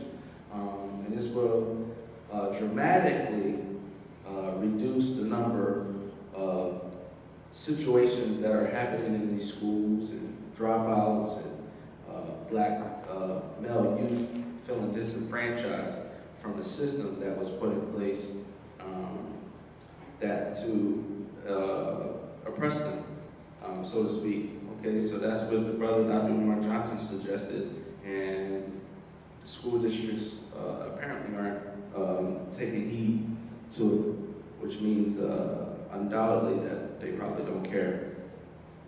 Let's move to the next slide. Okay, so the next slide is prison industrial complex. Okay? Bear with me for a second. Prison and industrial complex and the CCA. CCA is short for Corporate Corrections of America. Okay? And let's look at the first bulletin. Since their inception, CCA has maintained its market leadership position in private corrections, managing more than 40% of all adult secure beds under contract with such providers in the United States. Okay, so let's read that again. Since their inception, CCA has maintained its market leadership position in private corrections, managing more than 40% of all adult secure beds under contract with such providers in the United States. Okay? The company joined the New York Stock Exchange in 1994. Let's read that again. The company joined the New York Stock Exchange in 1994 and now trades under the ticker symbol CXW. Okay? So you have a corporate corrections company that is traded on the New York Stock Exchange. Okay? So let's move to the next bulletin. Headquartered in Nashville, Tennessee, CCA employs nearly 15,000 professionals nationwide in security, academic, and vocational education, health services, inmate programs, facility maintenance, human resources, management, and administration. Okay? CCA says, we are proud of the distinctions of having been named among America's best big companies by Forbes magazine. Okay? That might be hard for you to read, but it's highlighted in orange to let you know that's a quotation. And ranked number 1 in publications, business services, and supplies category, and having been consistently named by GI Jobs magazine as top military-friendly employer. Okay, so let's take a step back and let's go through that. CCA employs nearly 15,000 professionals. Okay, so there's a lot of money and a lot of people that are employed by this company. Okay, 15,000 professionals nationwide in security, academic, vocational education, health services, inmate programs, facility maintenance, human resources, management, and administration. Okay? So this is big business right here. We're not just talking about, when people think of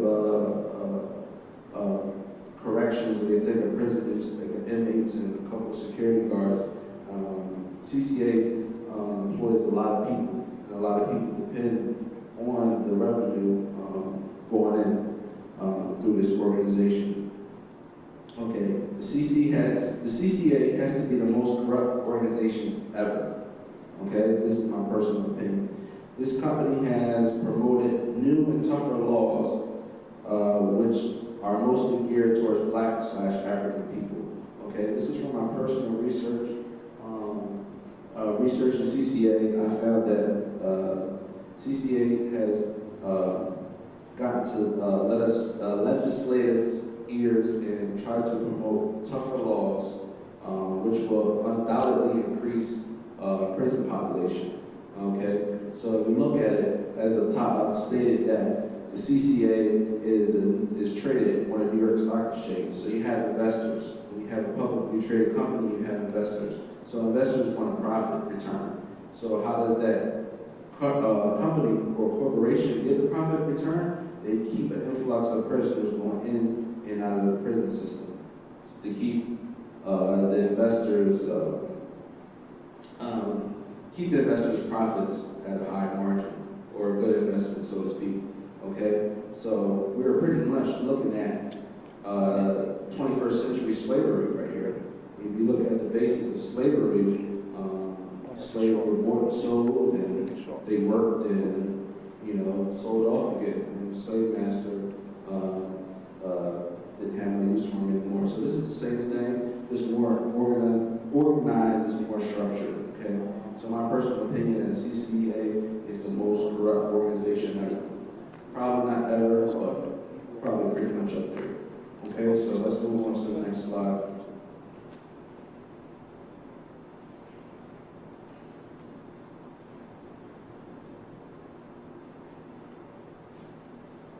Okay, this is pretty much right here, still on the same subject.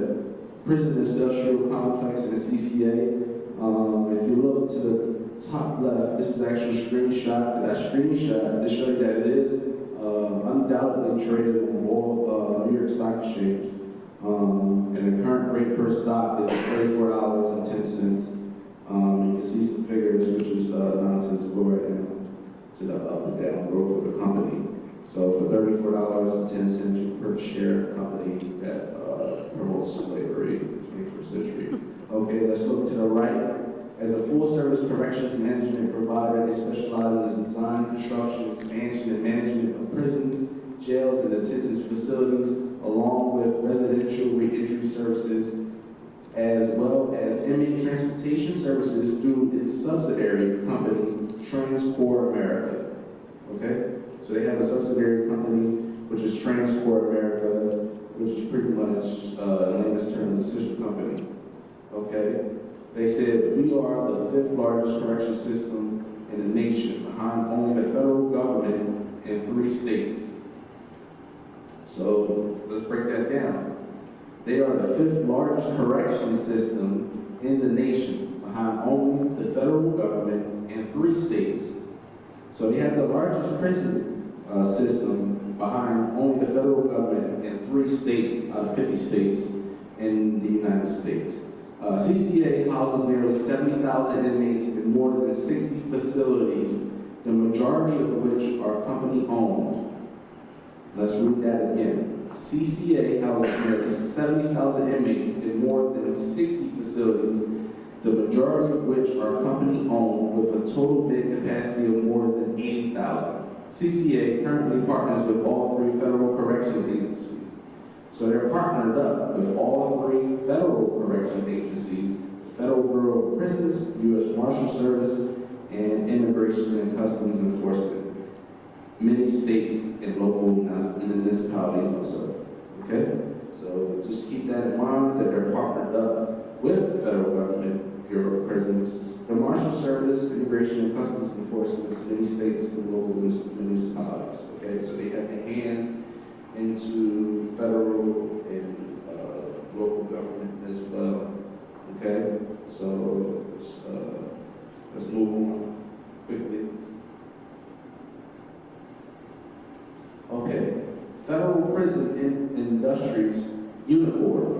Okay, so that's Federal Prisons Industries Unicorp. Unicorp is economically self-sustaining. Well, let's go into Unicorp real quick. Federal Prison Industries, also known as Unicorp, FBI, is wholly owned United States government corporation created in 1934 that uses penile labor from the Federal Bureau of Prisons to produce goods and services. FBI is restricted to selling its products and services to federal government agencies. Recently, private companies gained some access to Unicorp workforce, companies can outsource call centers to Unicore. Okay, so that's a quick breakdown of what Unicore is. Before I go into the bulletin points, so Unicore was created in 1934, and it used labor to produce goods and services. Okay, so let's go into the bulletin. Unicore is economically self-sustaining and is scheduled to receive over $2.7 million in government funding for year 2014, which is $51,000 over FY13. In the fiscal year 1996, Unicore had net sales of $459 billion. Okay, let's move along quickly. In the fiscal year 2008, Unicore employed 21,836 inmates. Again, that's 21,836 inmates. 17% of eligible inmates held in federal prisons. Prisoners make between $0.23 and $1.15 per hour. So that's 23 cents and $1.15 per hour. Okay, that's way lower than minimum wage. The company generated $765 million in sales, US dollars. Of these revenues, 74% went towards the purchase of raw material and equipment. 20% went to staff salaries, 6% went to inmate salaries. Okay? Let's move to the next bulletin. Unicore has 109 factories in federal prisons.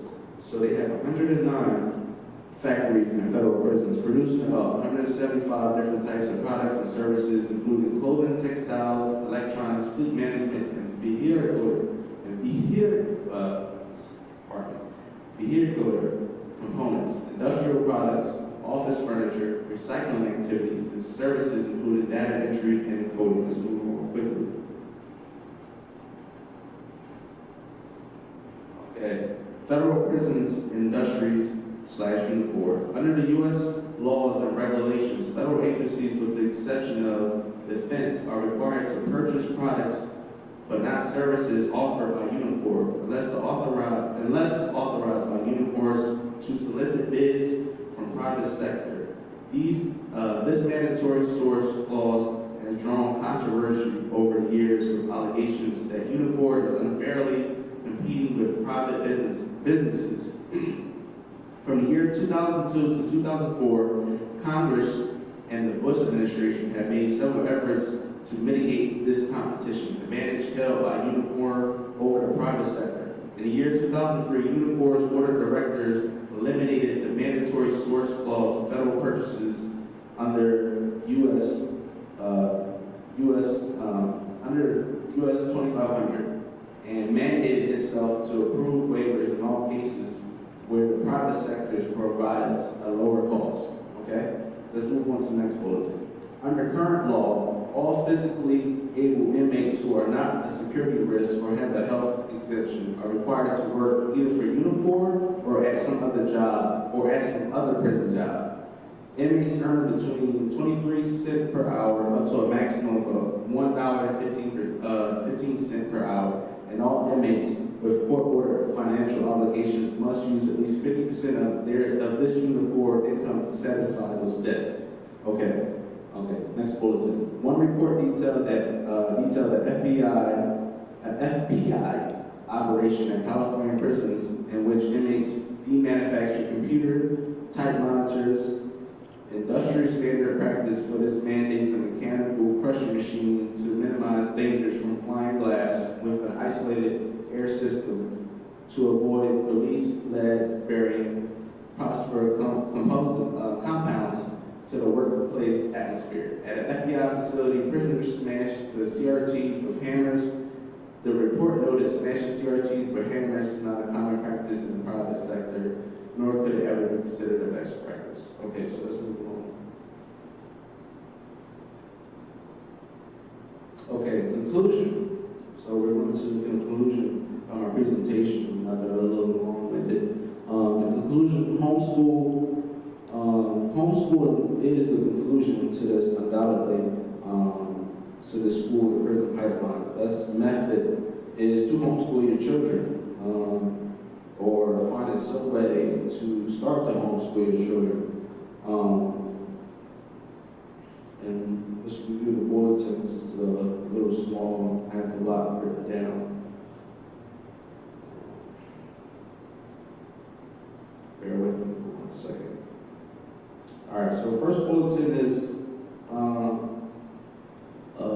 it's homeschooling, but be careful not to make these mistakes with homeschooling. And I'm just trying to move as quickly as possible not to make these mistakes, these crucial mistakes that people make in homeschooling. Is underscheduling.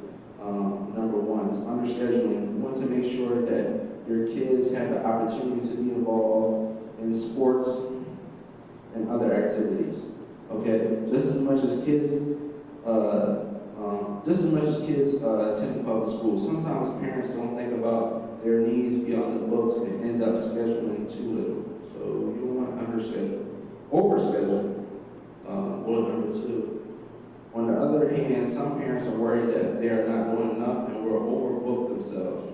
They will have the kids doing school and then so many sports and extracurricular activities that everyone is worn out by the end of the day.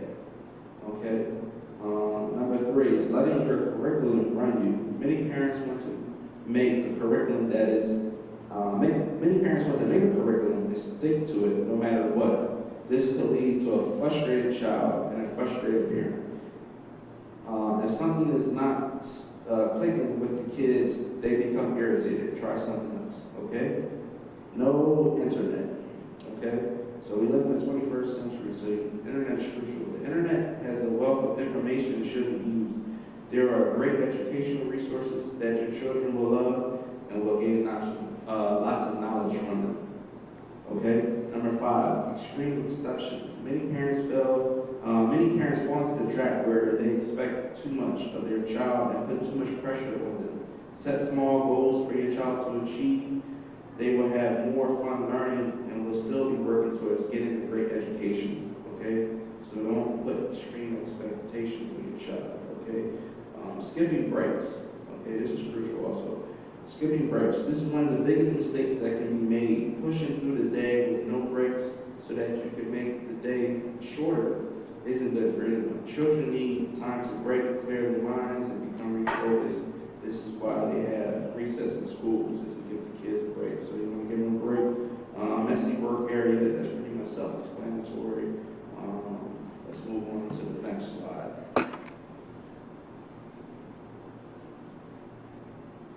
Okay, and this is just a couple more on the next slide. And this is pretty much the end of the conclusion. It's trying to be a super parent. You cannot do it all. It's okay.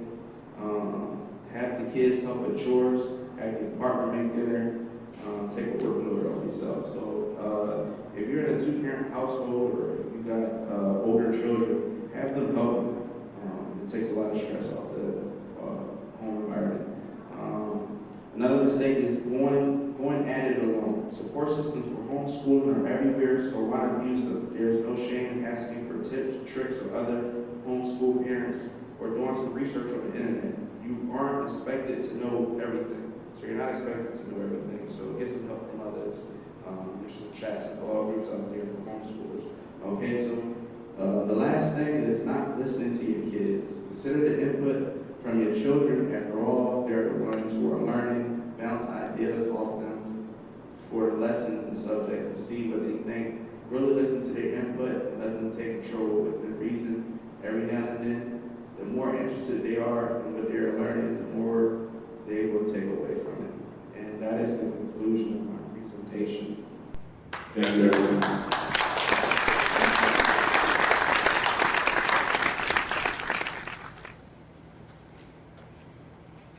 Thank you, Brother Kufu. Very, very detailed, very thorough presentation. We're going to take a break real quick, and we'll come to our next presentation. It will be Kevin Williams.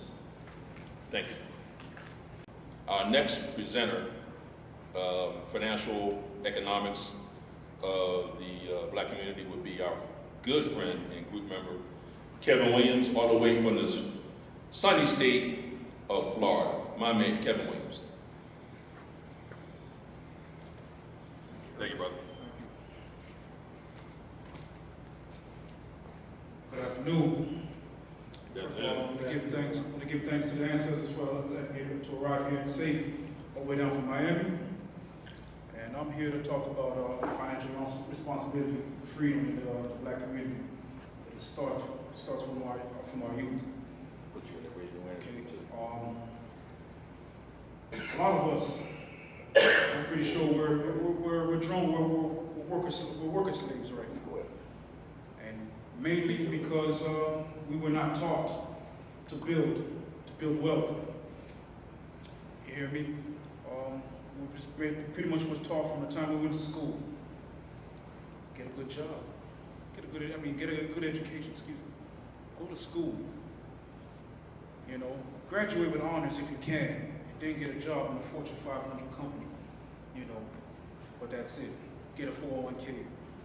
But our parents didn't teach us, you know, how to build wealth, how to, you know, create something for our surnames, which I'm pretty sure you guys have been hearing a lot lately. You know, you live for your surname, live for your last names.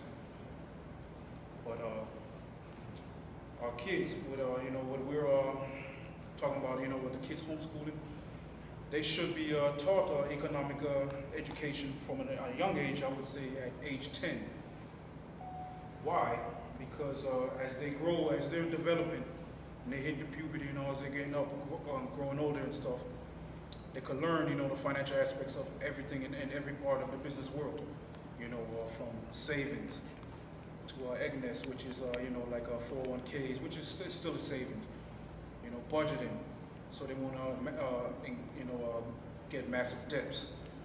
If they do go to a financial institution, you know, they shouldn't take out no overbearing loans where when they come out of school, they become a drone, and then on top of that, they're oh, sorry.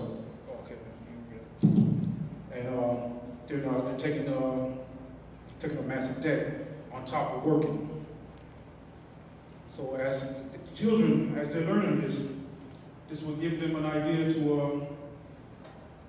you know, they would learn how to be job creators as they get older. They can become job creators. They can employ, you know, more of their own instead of them going out begging for a job.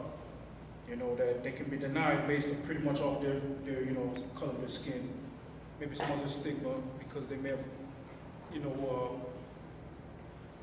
had a little mishap when they were a juvenile, and you know that's a stigma on their life, and they use that against them. Even if they're well qualified, they can get you know, they can't get that job or whatnot. So we should be employing each other. And they should be learning that. As they're building wealth, you know, black people, we should be pulling our resources straight up. I'm just gonna give it to you blood raw. You know, we go to banks, credit unions, and you know, to get loans and stuff. You know, we want to purchase a house or whatnot, or get a loan to start a business. 9 times out of 10, we're denied. Why we're denied? Well, I think you know the answer to that. But if we were to pull our resources, which if you're not familiar with that is, you know, a group of you put money in a pot. Say, all right, you know what? Let's create a business. You know, let's buy a piece of property so we can probably create a business out of that. Get your money together, put it together, and go ahead and put it in work. When you have financial freedom like that, you don't have any distractions of people telling you, you know, oh, well, your credit score is not up to par, I can't give it to you. You know, stuff like that.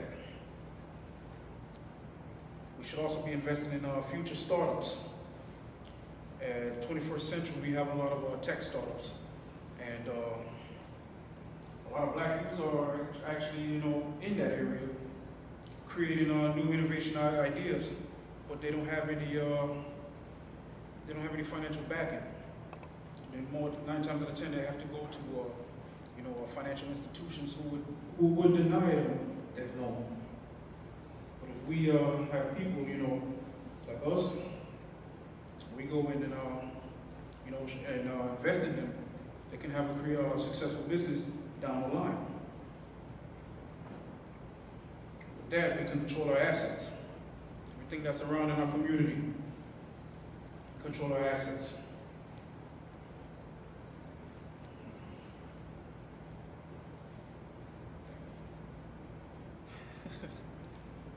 choking up here, man. But back to what I was saying, controlled assets. Everything that's in our community. Our dollars will pass, 4 or 5 or 6 times instead of 1 time, as in, as we spend our money to use the community. You know what I mean by that? Going to, giving our money to Akbar in his store.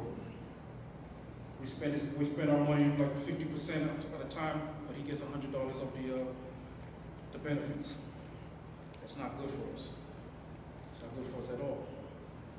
And then it goes back to the kids, to use with them,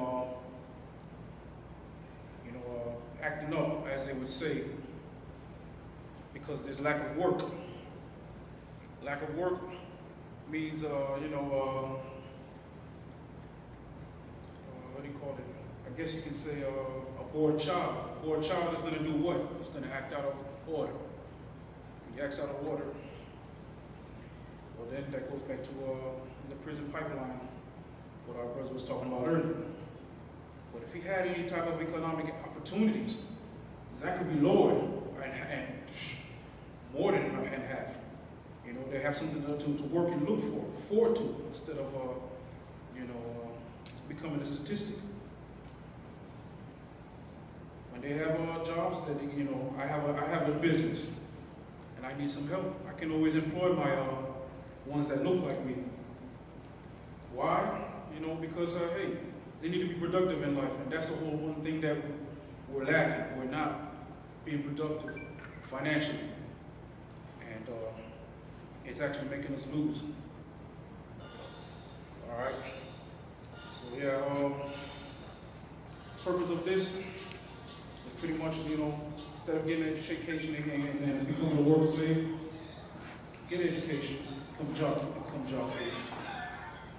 So with that said, we're running out of time here. I'm going to wrap it up.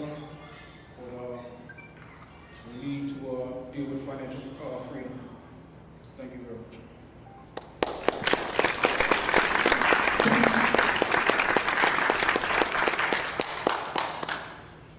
Thank you, Brother Kevin. And this is what we mean by putting in the work. And our brother, again, salute to him for traveling from Florida.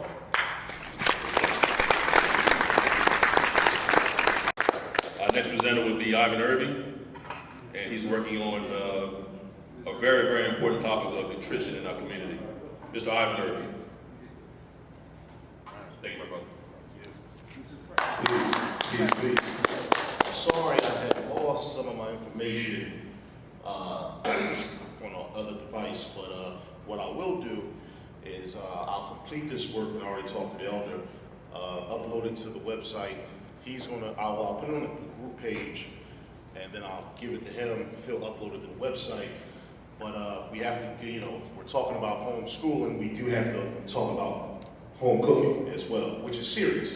There's, you have to understand, we have basics of issues. You have food politic tools, food laws, food-made allergens, and then you have food, body, and hygiene laws also as well. So we also have to understand what's going on here. There's actually laws against eating healthy, and I'm gonna break that down when I, get this written out.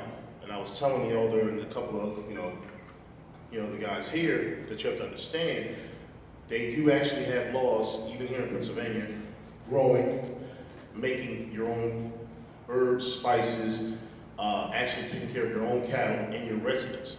Now of course people are going to say, oh, no, you can do that. No, you actually cannot do farming. Yes, you can have farming, but it has to be in a specific area. You can't do this locally in your home, in your backyard, like you may think. You may have a friend, oh, my girlfriend next door, neighbor next door, he or she grows herbs, spices. Yeah, that's fine, but trust me, they can't have an LNI agent come to the house and shut them down. They literally can do this. So what we have to understand is that our children are being attacked right now due to the fact of sugar. People say, Dr. Umar, and people say, oh, we talk about the ADHD situation. Well, of course our children can't sit still. They're sugared up 18 hours of the day. That's right. So if they're eating, or if they have a food intake that's predominantly sugar-based, Of course, they're not going to be able to sit still and have the patience, you know, of an 8-hour curriculum day in school.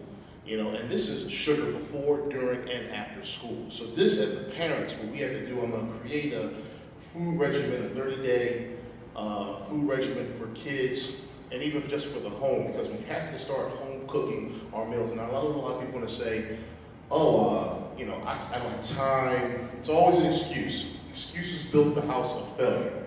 You know, we cannot keep making excuses when it comes to our children. In the bodybuilding world, in the workout world, the gym circuits, bodybuilders pre-make their meals. I've seen bodybuilders make up their food meals up to a week. They literally make a huge meal on Sunday, break everything down to their protein, carbs, vegetables, vitamins, nutrients, and they have maybe enough for 4 to 5 meals per day for 7 days a week. So if this one man can do this by himself, you certainly can do this for your children. So what I'll do is take the time out, I'm gonna write out a business, you know, a dietary plan for our children, healthy. We have to start eating low glycogen carbs, slow digestive burning carbs. That's, of course, you know, I'll break that down. A lot of people don't have an understanding of what that is. That's your sweet potato, your grits, your oatmeal, things of that nature. So I'm gonna get that done. And hopefully what I'll do, I'll try to have that done within the next week or two. So we could go by that, so we can have something, because we gotta, you know, after watching the NutriScience video, easy way, and that's in the law, is an easy way to cripple a nation. You can starve them out, but if you don't want to starve them out, you're going to eat what I allow you to eat. You know, Hitler did something when he wanted to starve out the Jews. He put fluoride in the community in their drinking water. So this is the same thing that they're doing here to us. We're going to kill them with sugar. Everything's sugar oriented. I'm going to get down to the basics of how sugar really works. Saccharine sugar, the fake sugars that you see in the packets, and the coffee, the hot chocolates, and what have you. Then I'm going to break it down about the milk. So that's a key thing. I would really like for us to veer away from any type of soy, cow milk. I truly believe we need to only drink nut-based milks, basically from coconut, almond, and you can actually make that. That's a simple process. You don't even have to buy it in the market. You literally could just take one day and make gallons of your own homemade milk within, you know, overnight. You know, with make literally a cup and a gallon of hot water, a cup of almonds, or, you know, and hot water overnight. So, you know, I know we're running short, but I'll have that done, and that's pretty much it. So we're gonna wrap up with Brother Rasaka.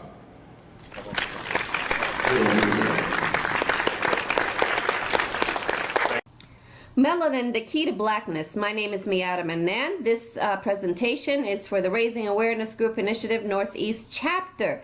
And the book that we'll be exploring today from the After School Supplement is Melanin, What Makes Black People Black. All right, so we need to understand what melanin is so we can do away with this false ideology that black is just a color and nothing more. So now we need to understand the science of melanin. There are 3 types of skin layers that are dominant to each race, and we have the most dominant. The mesoderm, pineal, brain, spinal cord, heart, muscle, cartilage, kidney, sex organs, bones, and lymph are dominant traits in black African people. The ectoderm is for Europeans, which is the bladder, mouth, urethra, lens, cornea, nasal cavity, and skin. And for the endomorphic people, which are Asians, that's the liver, pancreas, lungs, and thyroids. Now for us, for black people, melanin is produced in the pineal gland, which is at the center of our brain. Melanin is what is to the animal kingdom as chlorophyll is to the plant kingdom. So we're able to absorb energy from the sun, such as vitamin D. Melanin is found in the environment. It's in the universe. It's in space. It's in soil. It's in plants. It's in the animal kingdom. kingdom. So we are directly linked to nature, and our ancestors understood this. So you have the ancient Egyptian Nubians that basically depicted the pineal gland in the shape of the eye of Heru, or the eye of Horus. Okay, now if you look at the center of the brain, it is shaped exactly like the eye of Horus. And so there was a special significance to the pineal gland. It was also depicted as a pine cone in many ancient cultures, including ours.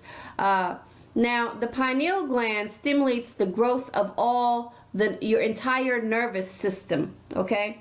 So it is also needed for reproducing babies. The pineal gland is the first gland that is produced in the embryo, the very first one. So it's very essential. Black people have the highest amount of melanin in the upper part of the spinal cord, the brainstem, where the lower part of the brain connects to the spinal cord. All right? So now, our pineal gland, ancient cultures believed that it had spiritual powers. It's a civilizing chemical. It was also known as a seat of your soul. So this is why you see the Vatican, for example, they have staffs that have a shape of a pine cone. You have the ancient Assyrians that also depicted the pine cone. Ancient deities in Asia, also the same thing. Now let's talk about how it helps reproductive health. The pineal gland helps regulate the hypothalamus gland. It releases factors that stimulate the pituitary to secrete a follicle stimulating hormone, FSH, and aids the luteinizing hormone, LH. FSH stimulates your ovaries and movement of sperm. LH stimulates the egg and sperm production.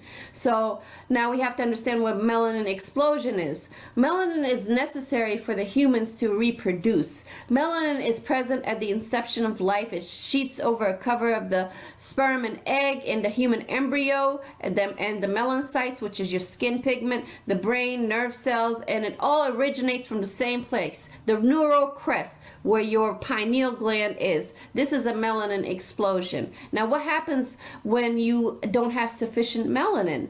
Well, your melanocytes resemble nerve cells and are essential for conveying energy. When melanin is missing or insufficient in the ectoderm or of the early embryo, which is the blastula, this causes the mother to lose her baby. Okay, so this is when you see mothers end up having, miscarriage, either due to melanin not having sufficient melanin or the melanin being sick. So we need to learn how to take care of our melanin.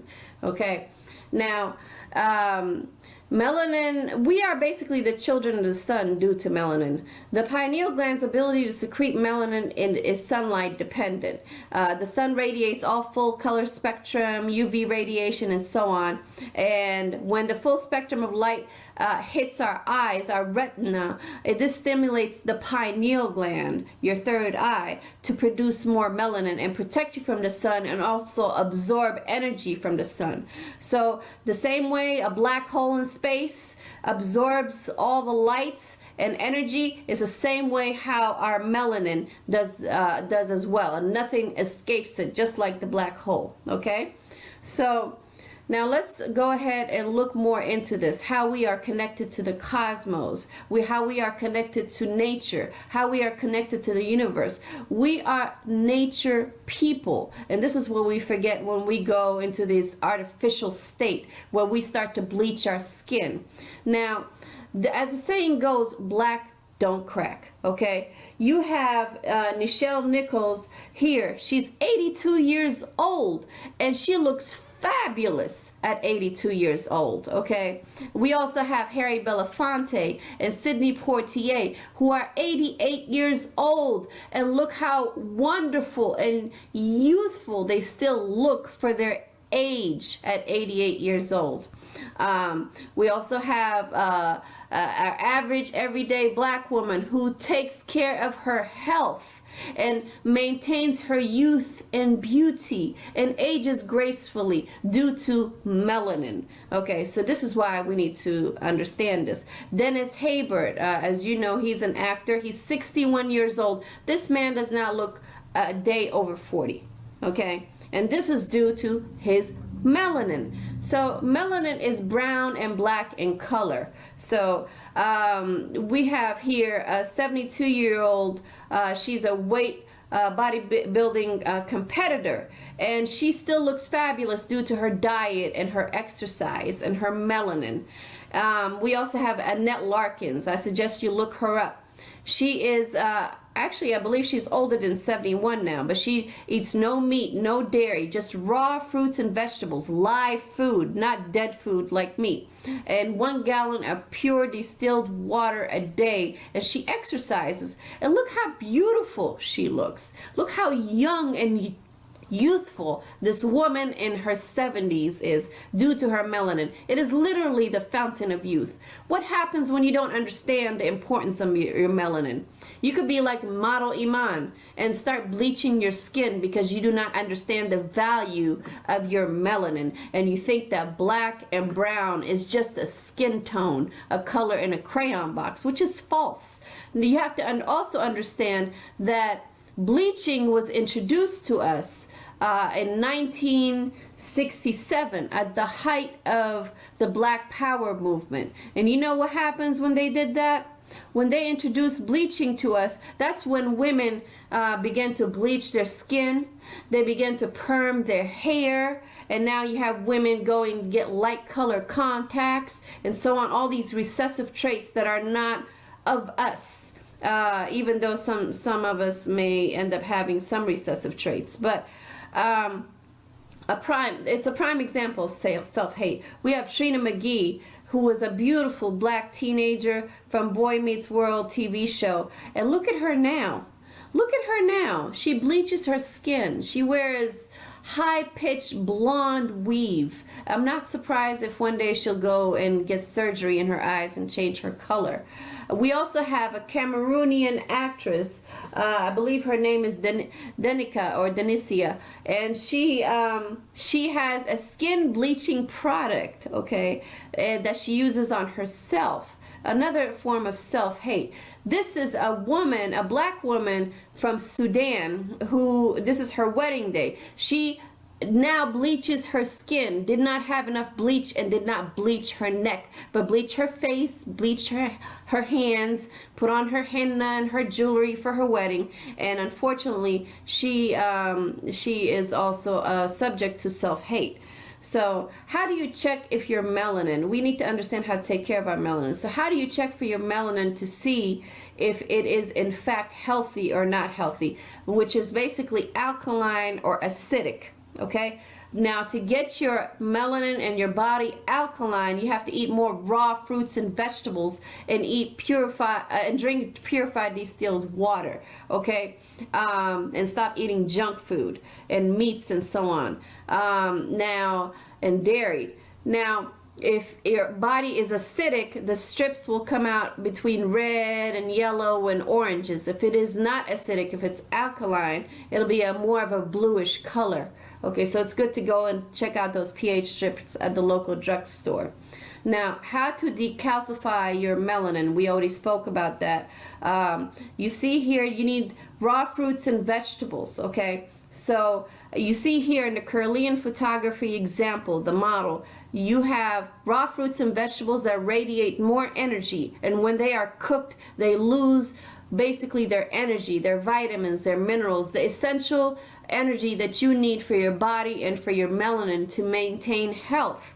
I understand that it's hard to eat raw fruits and vegetables every day and to transition to it from eating cooked food. So a good way to start that is perhaps by having smoothies. Okay, you can get a Magic Bullet, you can get the Montel Williams blender, you can get the Vitamix. There are different ones, but you need one that crushes ice. Okay, and you can basically make this a routine for you once a day, twice a day, and just make sure you get all that goodness. This is a great recipe here. We have pineapple, cucumber, basil, spinach, and coconut water, and ice. It's a delicious smoothie, especially for the summertime. So there are several recipes you can get online, or you can concoct your own, but just make sure that your water is not fluoridated, because this is what happens when water is fluoridated. You see, fluoride is a toxin. It's not a mineral, it's not a vitamin, and it is deposited in your bone and it never leaves. So it's a cumulative poison. It stays in your body, and over time you get sick. And this is a calcified pineal gland. Half of it is calcified due to fluoride. We've had even dentists that disagreed with today's dentists that still disagree, like holistic dentists. Dr. Dean Burke, who basically for 4 years is anti-fluoride and has proven that it's linked to cancer. Now, if you want to get water that's not fluoridated, you can get alkaline water like Fiji water, which is spring water, and it's alkaline based. Or you can go ahead and get the Zero water pitcher for your home. It's under $40, and it'll take out everything, including fluoride, lead, chlorine, and so on. Or you can get basically a reverse osmosis system for your home or kitchen, which does the same thing. They have ones now that also include alkaline. To remove fluoride from the bone, the only food scientifically proven to remove fluoride from the bone is the tamarind fruits. You can make a tamarind juice using unfluoridated water and drink it once a week to expel some of that fluoride out of your body and out of your bones, okay? Because that is also connected to arthritis. And this is the end of the presentation. Now we will see some research on fluoride, and we will see some research on melanin as studied by the European world. Thank you.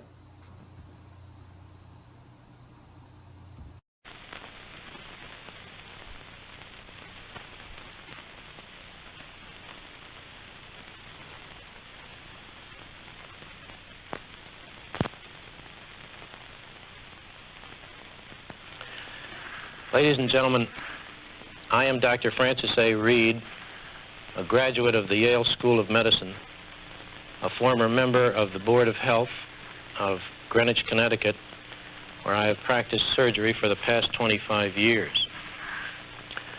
Before introducing Dr. Foreman, a physician of Columbus, Ohio, I will give you some of his qualifications. He was originally trained as a pathologist, one who studies the microscopical anatomy of diseased tissues. Now he is a practicing applied immunologist, past president of the American College of Allergists, and Director General of the International Correspondence Society of Allergists. For the past 45 years, Dr. Foreman has been an active, skillful, and careful interpreter of medical research.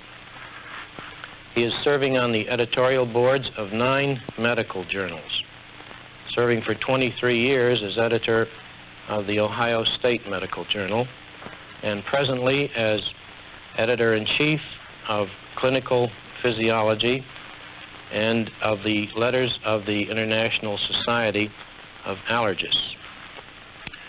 Dr. Foreman has been interested in fluorine and its role as a trace element in biology since 1950. He publishes a bibliography of references in the literature dealing with fluorine. This has now grown to over 4,000 items. It is now my privilege to introduce to you Dr. Jonathan Foreman. It's my pleasure to present to you a film which represents an investigation into the safety of fluoridation by the use of time-lapse photographic film as viewed under the microscope. This film will show that sodium fluoride in concentrations of 1 to 30 million does damage to cells which are growing outside the body in tissue culture. For many years, it has been known that sodium fluoride inhibits enzyme systems that are vital to the life of each cell in all parts of the body. For documentation, we have no less an authority than that of Dr. Hugo Thorell, the Swedish winner of the Nobel Prize for researches into the action of these enzymes. Dr. Thorell, on the basis of his studies throughout the years, has continuously been warning in recent years the possible menace to the health of whole populations of the indiscriminate use of fluoridation. His findings were only recently confirmed by two British investigators, Dr. Roger Berry and Wilfred Trillwood at Oxford University. These scientists, exposing live cells growing outside of the body to 1/20th the strength of sodium fluoride that is proposed to be added to our water supplies, discovered serious changes in growth patterns, and in reporting this in the British Medical Journal, they warned that there must be more research before fluoridation of our public water supply can be really considered safe. I want to make it very clear from the beginning that this film is a study and graphic record of the poisonous action of fluorides on living cells growing by themselves outside the body in proper and commonly used nutrient medium. This film, therefore, is not shown here only to demonstrate graphically what the biochemists have known for some time, but also to confirm the recent work of Berry and Trillwood in England, namely that fluorine is a protoplasmic poison and toxic to cells in very dilute solutions, concentrations far below that recommended to be put in our drinking water. Connective tissue cells were used in these experiments because of the importance of the tissue, this type of tissue, to the chemistry of the human body, and because connective tissue does give support to and give form to and controls in many ways all the other cells of the body. Mouse connective tissues were used because in the nutrition of the mouse is very much like that of the human, since they are both mammals which nurse their young. And furthermore, because these cells are regularly used in toxicity studies such as this. A word about the technique of time-lapse photography. This movie effect has been accomplished by taking a single photograph through the eyepiece of a microscope at regular intervals throughout the study, and then showing all of these photographs continuously through a projector. What you see in a minute has actually taken hours to produce. You are about to see the connective tissue cells that we have just talked about growing on a standard culture medium outside the body. You will note that these cells are functioning in an orderly but exceedingly active fashion. You will note, too, that the cell reproduction is taking place. Cells are dividing. In looking for this, you will note that the central or vital spot in the cell, called the nucleus, is composed of chromosomes. These are the material from which inheritance and genes of inheritance are produced. Note also that this chromatic material for reproduction divides into two equal parts, takes a place after separation opposite each other, and splits then the rest of the cell into two new cells. This reproduction process is, of course, essential to affect the needed replacement and repair of the tissues. Now, please remember, these cells we are seeing now have not been poisoned by coming in contact with the fluoride in any dilution. Here again, you'll see the dynamic activity of reproduction through normal cell division, background streaming of the fluids, and the engulfment of particles that takes place in the normal fashion.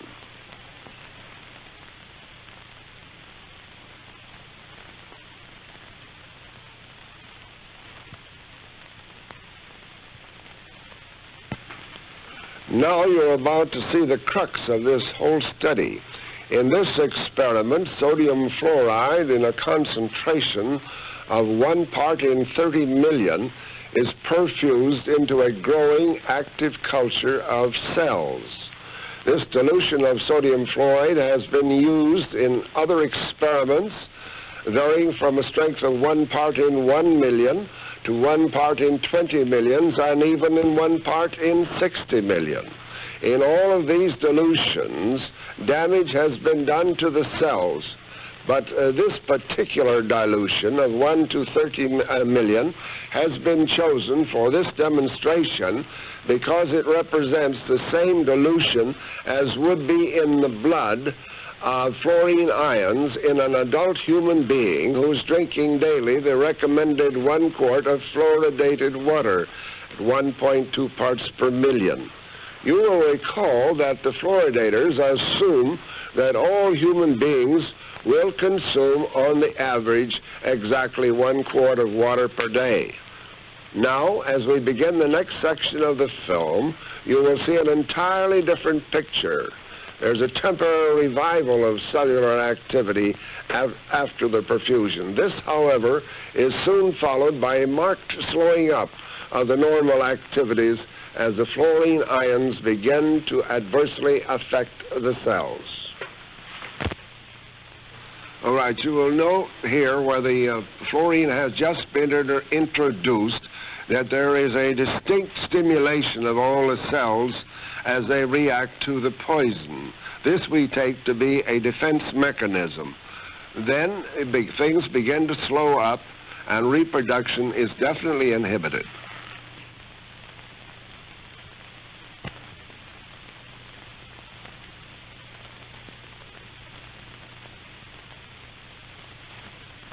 Here we have another demonstration of the destruction of cells by a perfusion of 1 part in 30 million. Notice the swelling of the mitochondria in the body of the cells.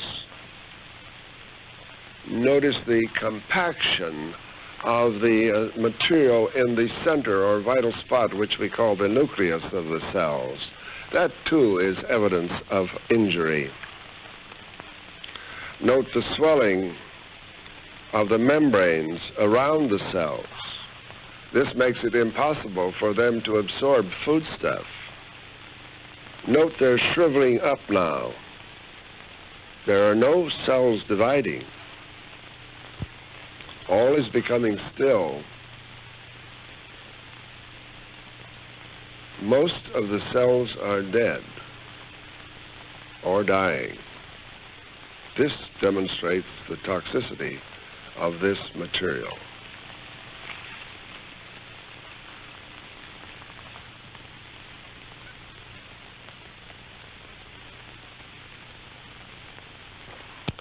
In summary, I wish to make it very clear again that this film, which you have just seen, is a graphic record of what we and Drs. Berry and Trillwood have seen in our cultures when they were perfused with dilute solutions of sodium fluoride.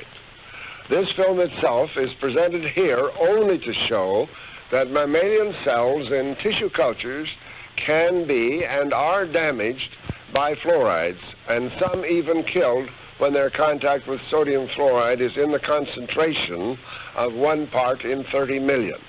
And we do have photographic records showing almost the same thing in 1 part in 60 million. Poisonous sodium fluoride in these concentrations may not be toxic enough to kill the cells or to destroy an organ or possibly the individual himself. Nevertheless, in human bodies, such poisons are subtle, insidious, and if prolonged over months and years, as in this case where fluoridated water is being used, chronic disorders and upsets of function in 1 or more of the vital organs may ensue. Outward manifestations of such toxic effects may not be apparent at the time to the victim or to his physician, but the constant drinking of fluoridated water may bring about a gradual accumulation of damaged and scarred tissue in the various organs, resulting in the production of many vague complaints in some or in nearly all parts of the body. This makes it most difficult for the physician to diagnose unless one is very alert to the effects of fluoridated water and its consumption. To sum up all this, then, one is forced to conclude that the safety of fluoridation has not yet been proved. The experiments that you have just seen cast most serious doubt on the safety of fluoridation. We feel compelled to agree with the Congressional Committee on Food and Drugs and Chemicals, who, after extensive investigations under the Honorable James J. Delaney of New York, way back some years ago, 1952, questioned the safety of fluoridation and urged caution. And above all, they emphasized the need for more research, even before anyone would consider fluoridation. To all this, we most heartily do agree. The proponents of fluoridation have not produced this research. The safety of fluoridation still needs to be proved. And we who have made this film from over 24,000 photographs in continuity under the microscope at intervals of exactly 39 seconds between each film, bring you this demonstration of toxic effects of fluoridation. We have only begun our research into the effects of drinking fluoridated water. We ask for your support.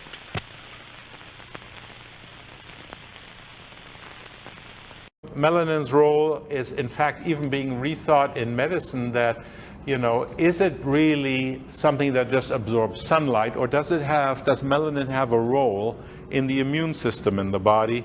And is it really more of an antimicrobial kind of defense against bacteria? Because melanin is found throughout all the animal and vegetable kingdom.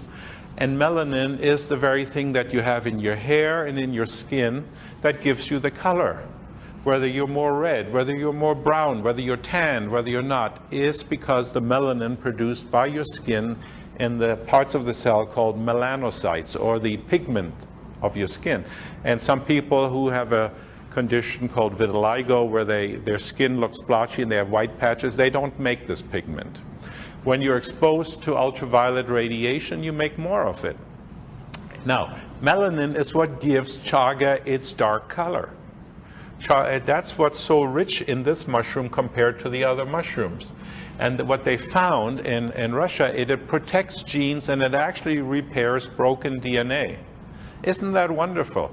Something breaks down because you're exposed to chemicals or radiation.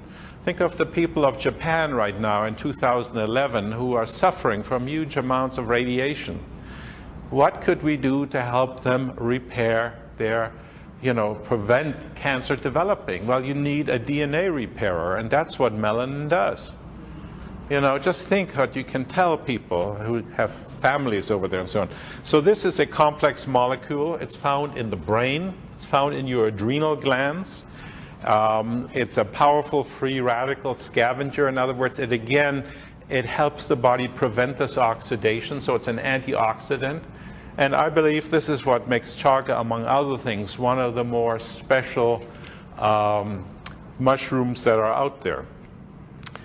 Now, just look at this. I hope you can read this, that 40% of the dry weight of chaga is, made up of these water extractable substances, and more than half, when you dry it, of that extract, which is 25% of the original material, is actually this coloring, this melanin. It's called a chromogenic complex. It's another name for it makes a dark color. It's a dark color complex, and 25% of this mushroom is made up out of this. It's its most distinctive feature. Now, and again, this is in that paper by Shashkina. That's on the website. You can learn about the chemical and medical biological properties of chaga, a review study translated out of Russian from 2006. And this paper basically says, there are these polyphenolic, chromogenic, human-like complexes present in chaga. In other words, it's the dark stuff. The dark stuff, the black, brown stuff in chaga, what makes everything look so dark, which just, put it on your skin and it looks a little darker, but somehow it improves in things, as we'll talk about in a minute. That's what's in chaga. And they studied this, Babetskaya studied this in 2002, studied this melanin complex, and says it protects the genes in your body. Now, I'm going to switch hats for a minute and talk. As some of you know, I'm also an engineer and a biomedical engineer. And I've designed equipment that we took to the top of Mount Everest and did the first scientific studies on top of Mount Everest to find out why people could live up there. A very rough environment because there's no oxygen there to breathe. And with no oxygen, your brain isn't very happy, and neither is all the cells in your body. So up there is less atmosphere, and there's an awful lot of light. And so I got really interested back in the 1980s when we did this kind of work with the University of California in San Diego, where I was doing a postdoctoral fellowship. I got really interested also in light. Now, the visible light in the electromagnetic spectrum is only a small part, and it's the colors from, the deep reds to the purples. But it's in this very narrow band. Below that, there is infrared or warmth, infrared light or warmth, microwaves that we use for communication nowadays with our cell phones and Wi-Fi and so on. Radio waves are even longer. And then up here are what's ionizing radiation that breaks down things like ultraviolet light, which is faster in frequency, X-rays and gamma rays like we get from atomic reactors and so forth. So light is a very narrow part of the spectrum in what's called nanometers wavelength, 400 to 700 nanometers. Here's another way of seeing it. Here's the electromagnetic spectrum. Visible light that your eyes respond to and your skin responds to is a narrow part of the spectrum, here. Now, when you look at absorption curves in the test tube of melanin, this is what we're talking about. You can see in the blue part of the spectrum over here, the short wavelengths, which is higher energy. Melanin has a lot of absorption, and it falls off a little bit, but it's in the same region that our body absorbs also light in forms of hemoglobin when you oxygenate your blood. It's also in that same region. And when you deoxygenate your blood, when the cells take the oxygen up, then you get the bluer blood, which is venous blood. And it's in the same region where melanin absorbs it. So very broad absorption of energy. Picture. Okay? It absorbs light and warmth very, very effectively, and it modulates something in the body. And melanin, you can think of, is very analogous to the chlorophyll. That's the green stuff in plants. What makes the plants green? Chlorophyll. Chlorophyll is the same molecule as hemoglobin that's in your blood, except hemoglobin has iron in the center and chlorophyll has magnesium in the center. It's like liquid green blood, okay? Now melanin has the same kind of ring structures and so on, and it makes very complex structures, and not all melanins are the same. As we'll talk about in a minute. In fact, there's somebody even studying that and wondering whether energy is directly absorbed from the melanin in your skin and transformed into energy in your body. Okay? And they even think about could in the future, and they're developing this now, they're taking melanin and making batteries out of them that store energy from the sunlight directly. It might, in fact, become a future source of how we're going to generate energy. Now, let's get back with that little bit of physics background. Let's talk about melanin inside chaga and melanin inside the body. So it absorbs thousands of times more electromagnetic radiation actually than chlorophyll does. And chlorophyll is what we need to make proteins and sugars, especially sugars in the body. It exists in many other tissues, as I mentioned. It's actually a very important molecule in any woman who's having a baby, because the fetus has all this melanin in it, as I'll show you. Okay? And it's thought to be, by some people, a master molecule that actually steers how the body communicates. For example, Frank Barr, a scientist, wrote a whole article, a whole issue of a journal called Medical Hypothesis, saying, melanin is such a special molecule and it's found in the babies, it may have a major role in steering things in the body, in the whole regulatory system. Melanin's role in embryological organization, that's in the baby's organization, and tissue repair and tissue regeneration may be connected to the major role that it plays to balance the body, that's called homeostasis, in the autonomic, neuroendocrine, and immunological system. So in other words, melanin may play a much bigger role than just absorbing all this radiation, and when you get it into your body, it actually has a major effect on your immune system. Here's a picture of a baby at 35 days of pregnancy, and this is the eye of an embryo inside a mother. It's a very tiny little thing. Notice that the eye is pure melanin. That's an amazing picture, isn't it? To see all this melanin is inside, and when the embryo first forms, there is what's called the dark streak. It's all melanin. Okay, here's an example of a plant. It's an eggplant that has melanin in it and a genetically changed one that is no melanin in it. Notice the size of the two difference. I mean, this is an indirect indication that melanin, directly can transduce energy in the vegetable kingdom. Now, the body is a living matrix, and you really want to get this because this is kind of part of the operating system of your body. And I know that as we're talking about it, you really have to strain a little bit to stay with me, but I think it'll make some sense here. The body is actually a communication system where everything is connected to everything else, and it works through light. It works through light. It's called biophotons. And in this communication system, cells have connections to other cells called integrins, and electrons and light flows between cells. So it's like a supercomputer. Your body is like a supercomputer, and the skin is connected to every other part of the body.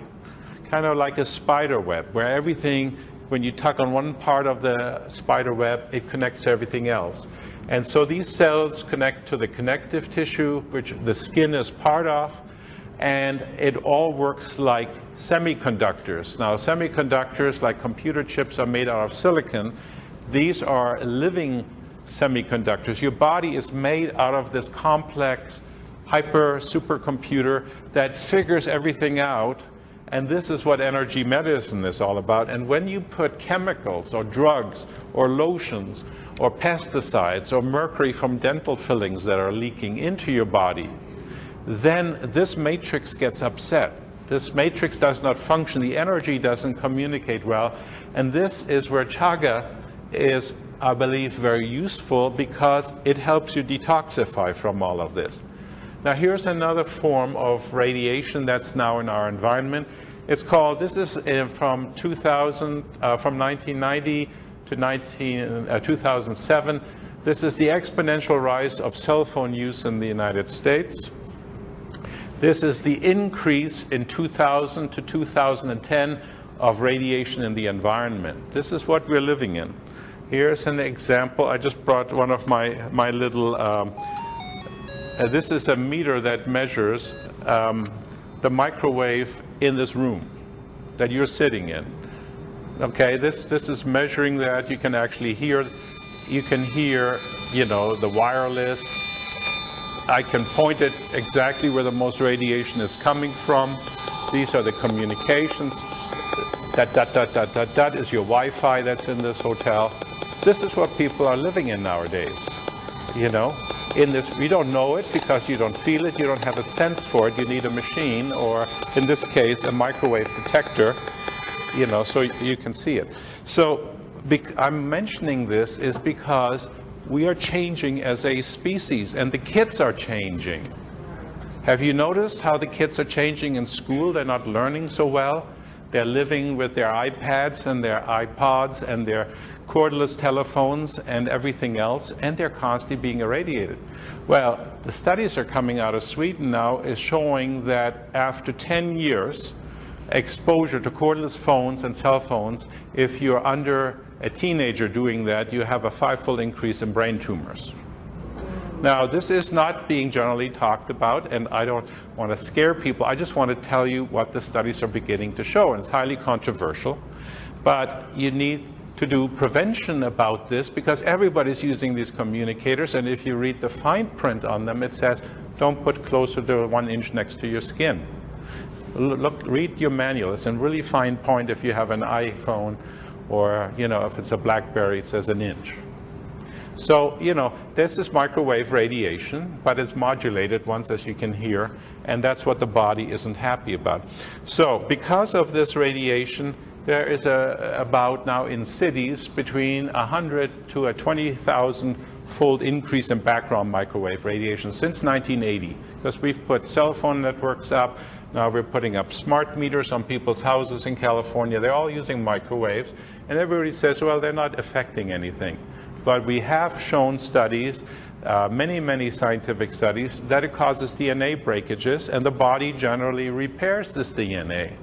But if you have chaga on your skin, I believe, or in your body, it helps repair these DNA breakages more. So just that reason alone, I think, as prevention, it's a useful product to have. Does that make some sense to you? Yes. Yeah, because you really, you know, this is what we're living in, and we're kind of drowning in this microwave without even knowing it, because we don't see it like light, or we don't hear it like sound. We don't have a sense for it. And these things take a while. So melanin has a high antitoxic potential and helps enzymatic processes. It's a non-specific protective agent. It helps against mutation.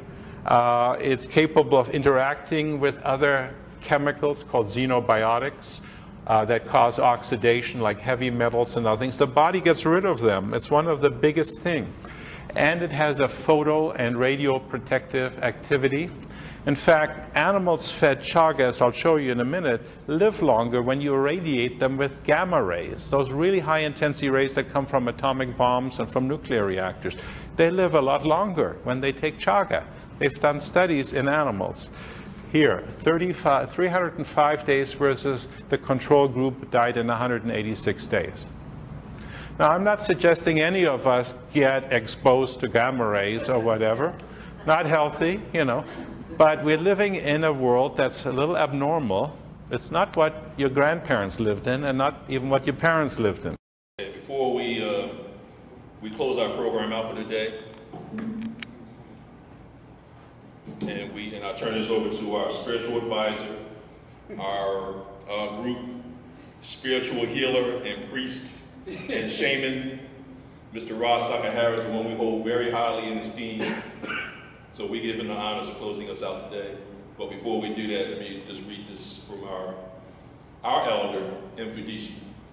African beauty. Beauty has form, feeling, and cultural significance like Africa. Black, strong, magical, and infinitely wise. Real beauty can never be denied, like nappy hair. Always trying to return to its original form.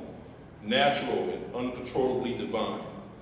All the way to the mind, there lies the real beauty in the mind, which is transmitted by the soul.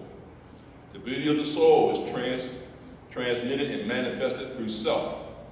Beauty of the self is manifested through knowledge. The beauty of knowledge is manifested through wisdom. And the beauty of all wisdom is divine positive action.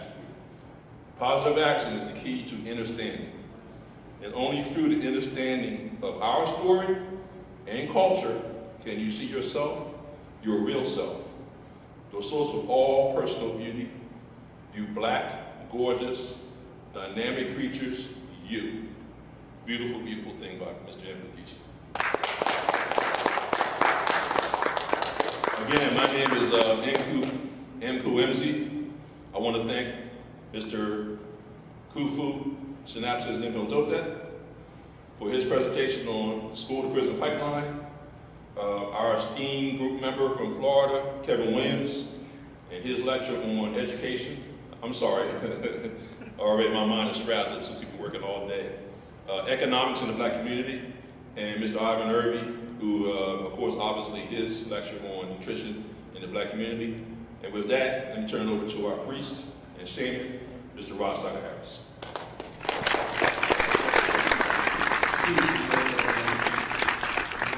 Make this real brief, wrap it up real easy. Since we are dealing with education, I'm going to go into some of the spiritual meaning of the stuff that we got laid out here. This is the libation bowl. It represents Ula Dumare, or in the Kemetic legacy of things, it would be Parnetta, or Never Ledger. We got 7 glasses of water around here, which represent the 7 powers that manifest in the body, or the 7 Kundalini energy, or the 7 Orishas. I want to give a special thanks to all of my brothers and sisters here today and our ancestors, which is what really this whole ritual is about. Because in the Yoruba belief and in Kemet and all African spirituality, the ancestors live within us. They're in our DNA. So I would like to give special homage to a few people that paved the way for us, that passed on to the next realm. One is Denmark Vesey, because in America he was one of the brothers that led one of the most successful revolts in North America. Then I want to give thanks to Sister Nanny the Maroon, because she led one of the most successful revolts in the Caribbean. And then I would like to give thanks to Nat Turner, because he led a revolt. It wasn't too successful, but just for the fact that he was a revolutionary and he thought on that level in that time period, we want to give thanks and honors to him. So, I would like to close out with a small ritual. It's a Kemetic ritual in nature. And after that, I'm going to spit, which is a tradition that the priests in ancient days used to do, but they don't do it too much no more. They don't do libation. So I'm going to go into that little ritual right there and hopefully resurrect it, because it's a lot of power in that ritual that you could tune into. Okay, so here we go.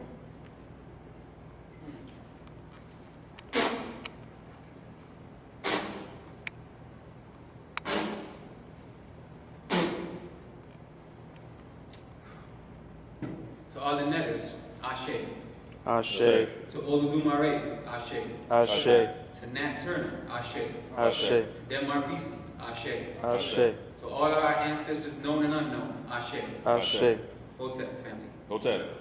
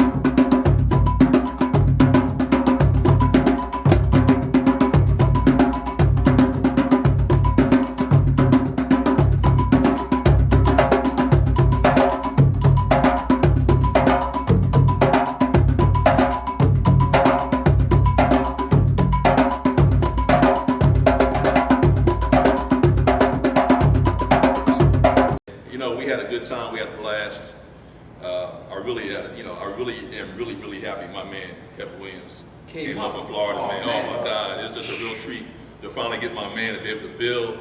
Love this brother, love this brother. Right, for real.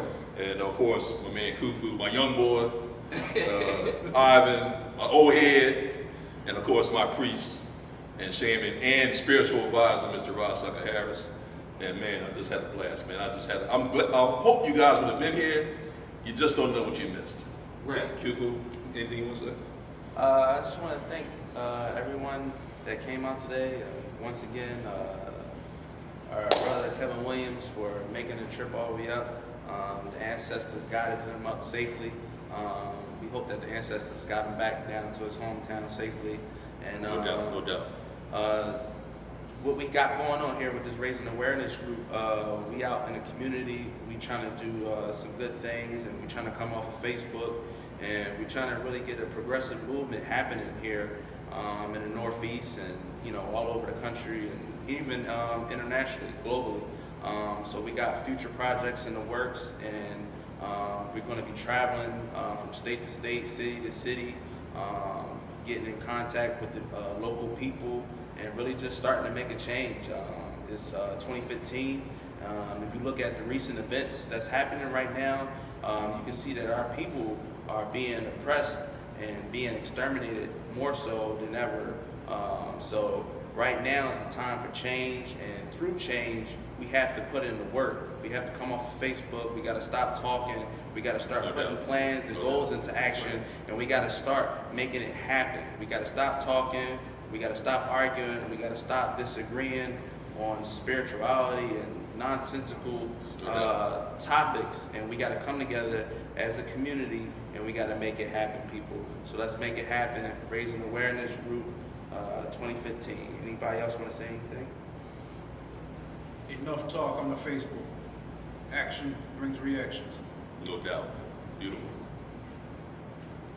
Everybody good? Yes. Peace, family. Peace. We'll see you next time. All right.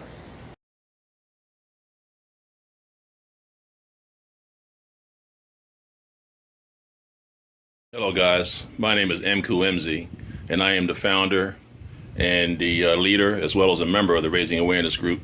I just want to take a couple seconds to just express my appreciation for those who have participated and helped us with our event in Philadelphia at the Philadelphia Holiday Inn Stadium.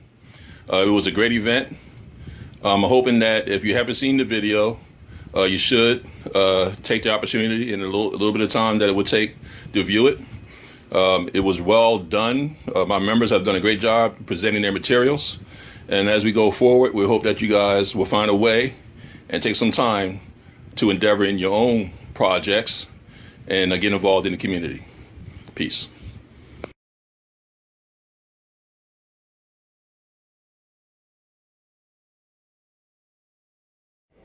Imhotep. My name is Khufu Synapsis Imhotep. Some may know me as Khufu Synapsis Mentuhotep, and I am the co-founder of Raising Awareness Group.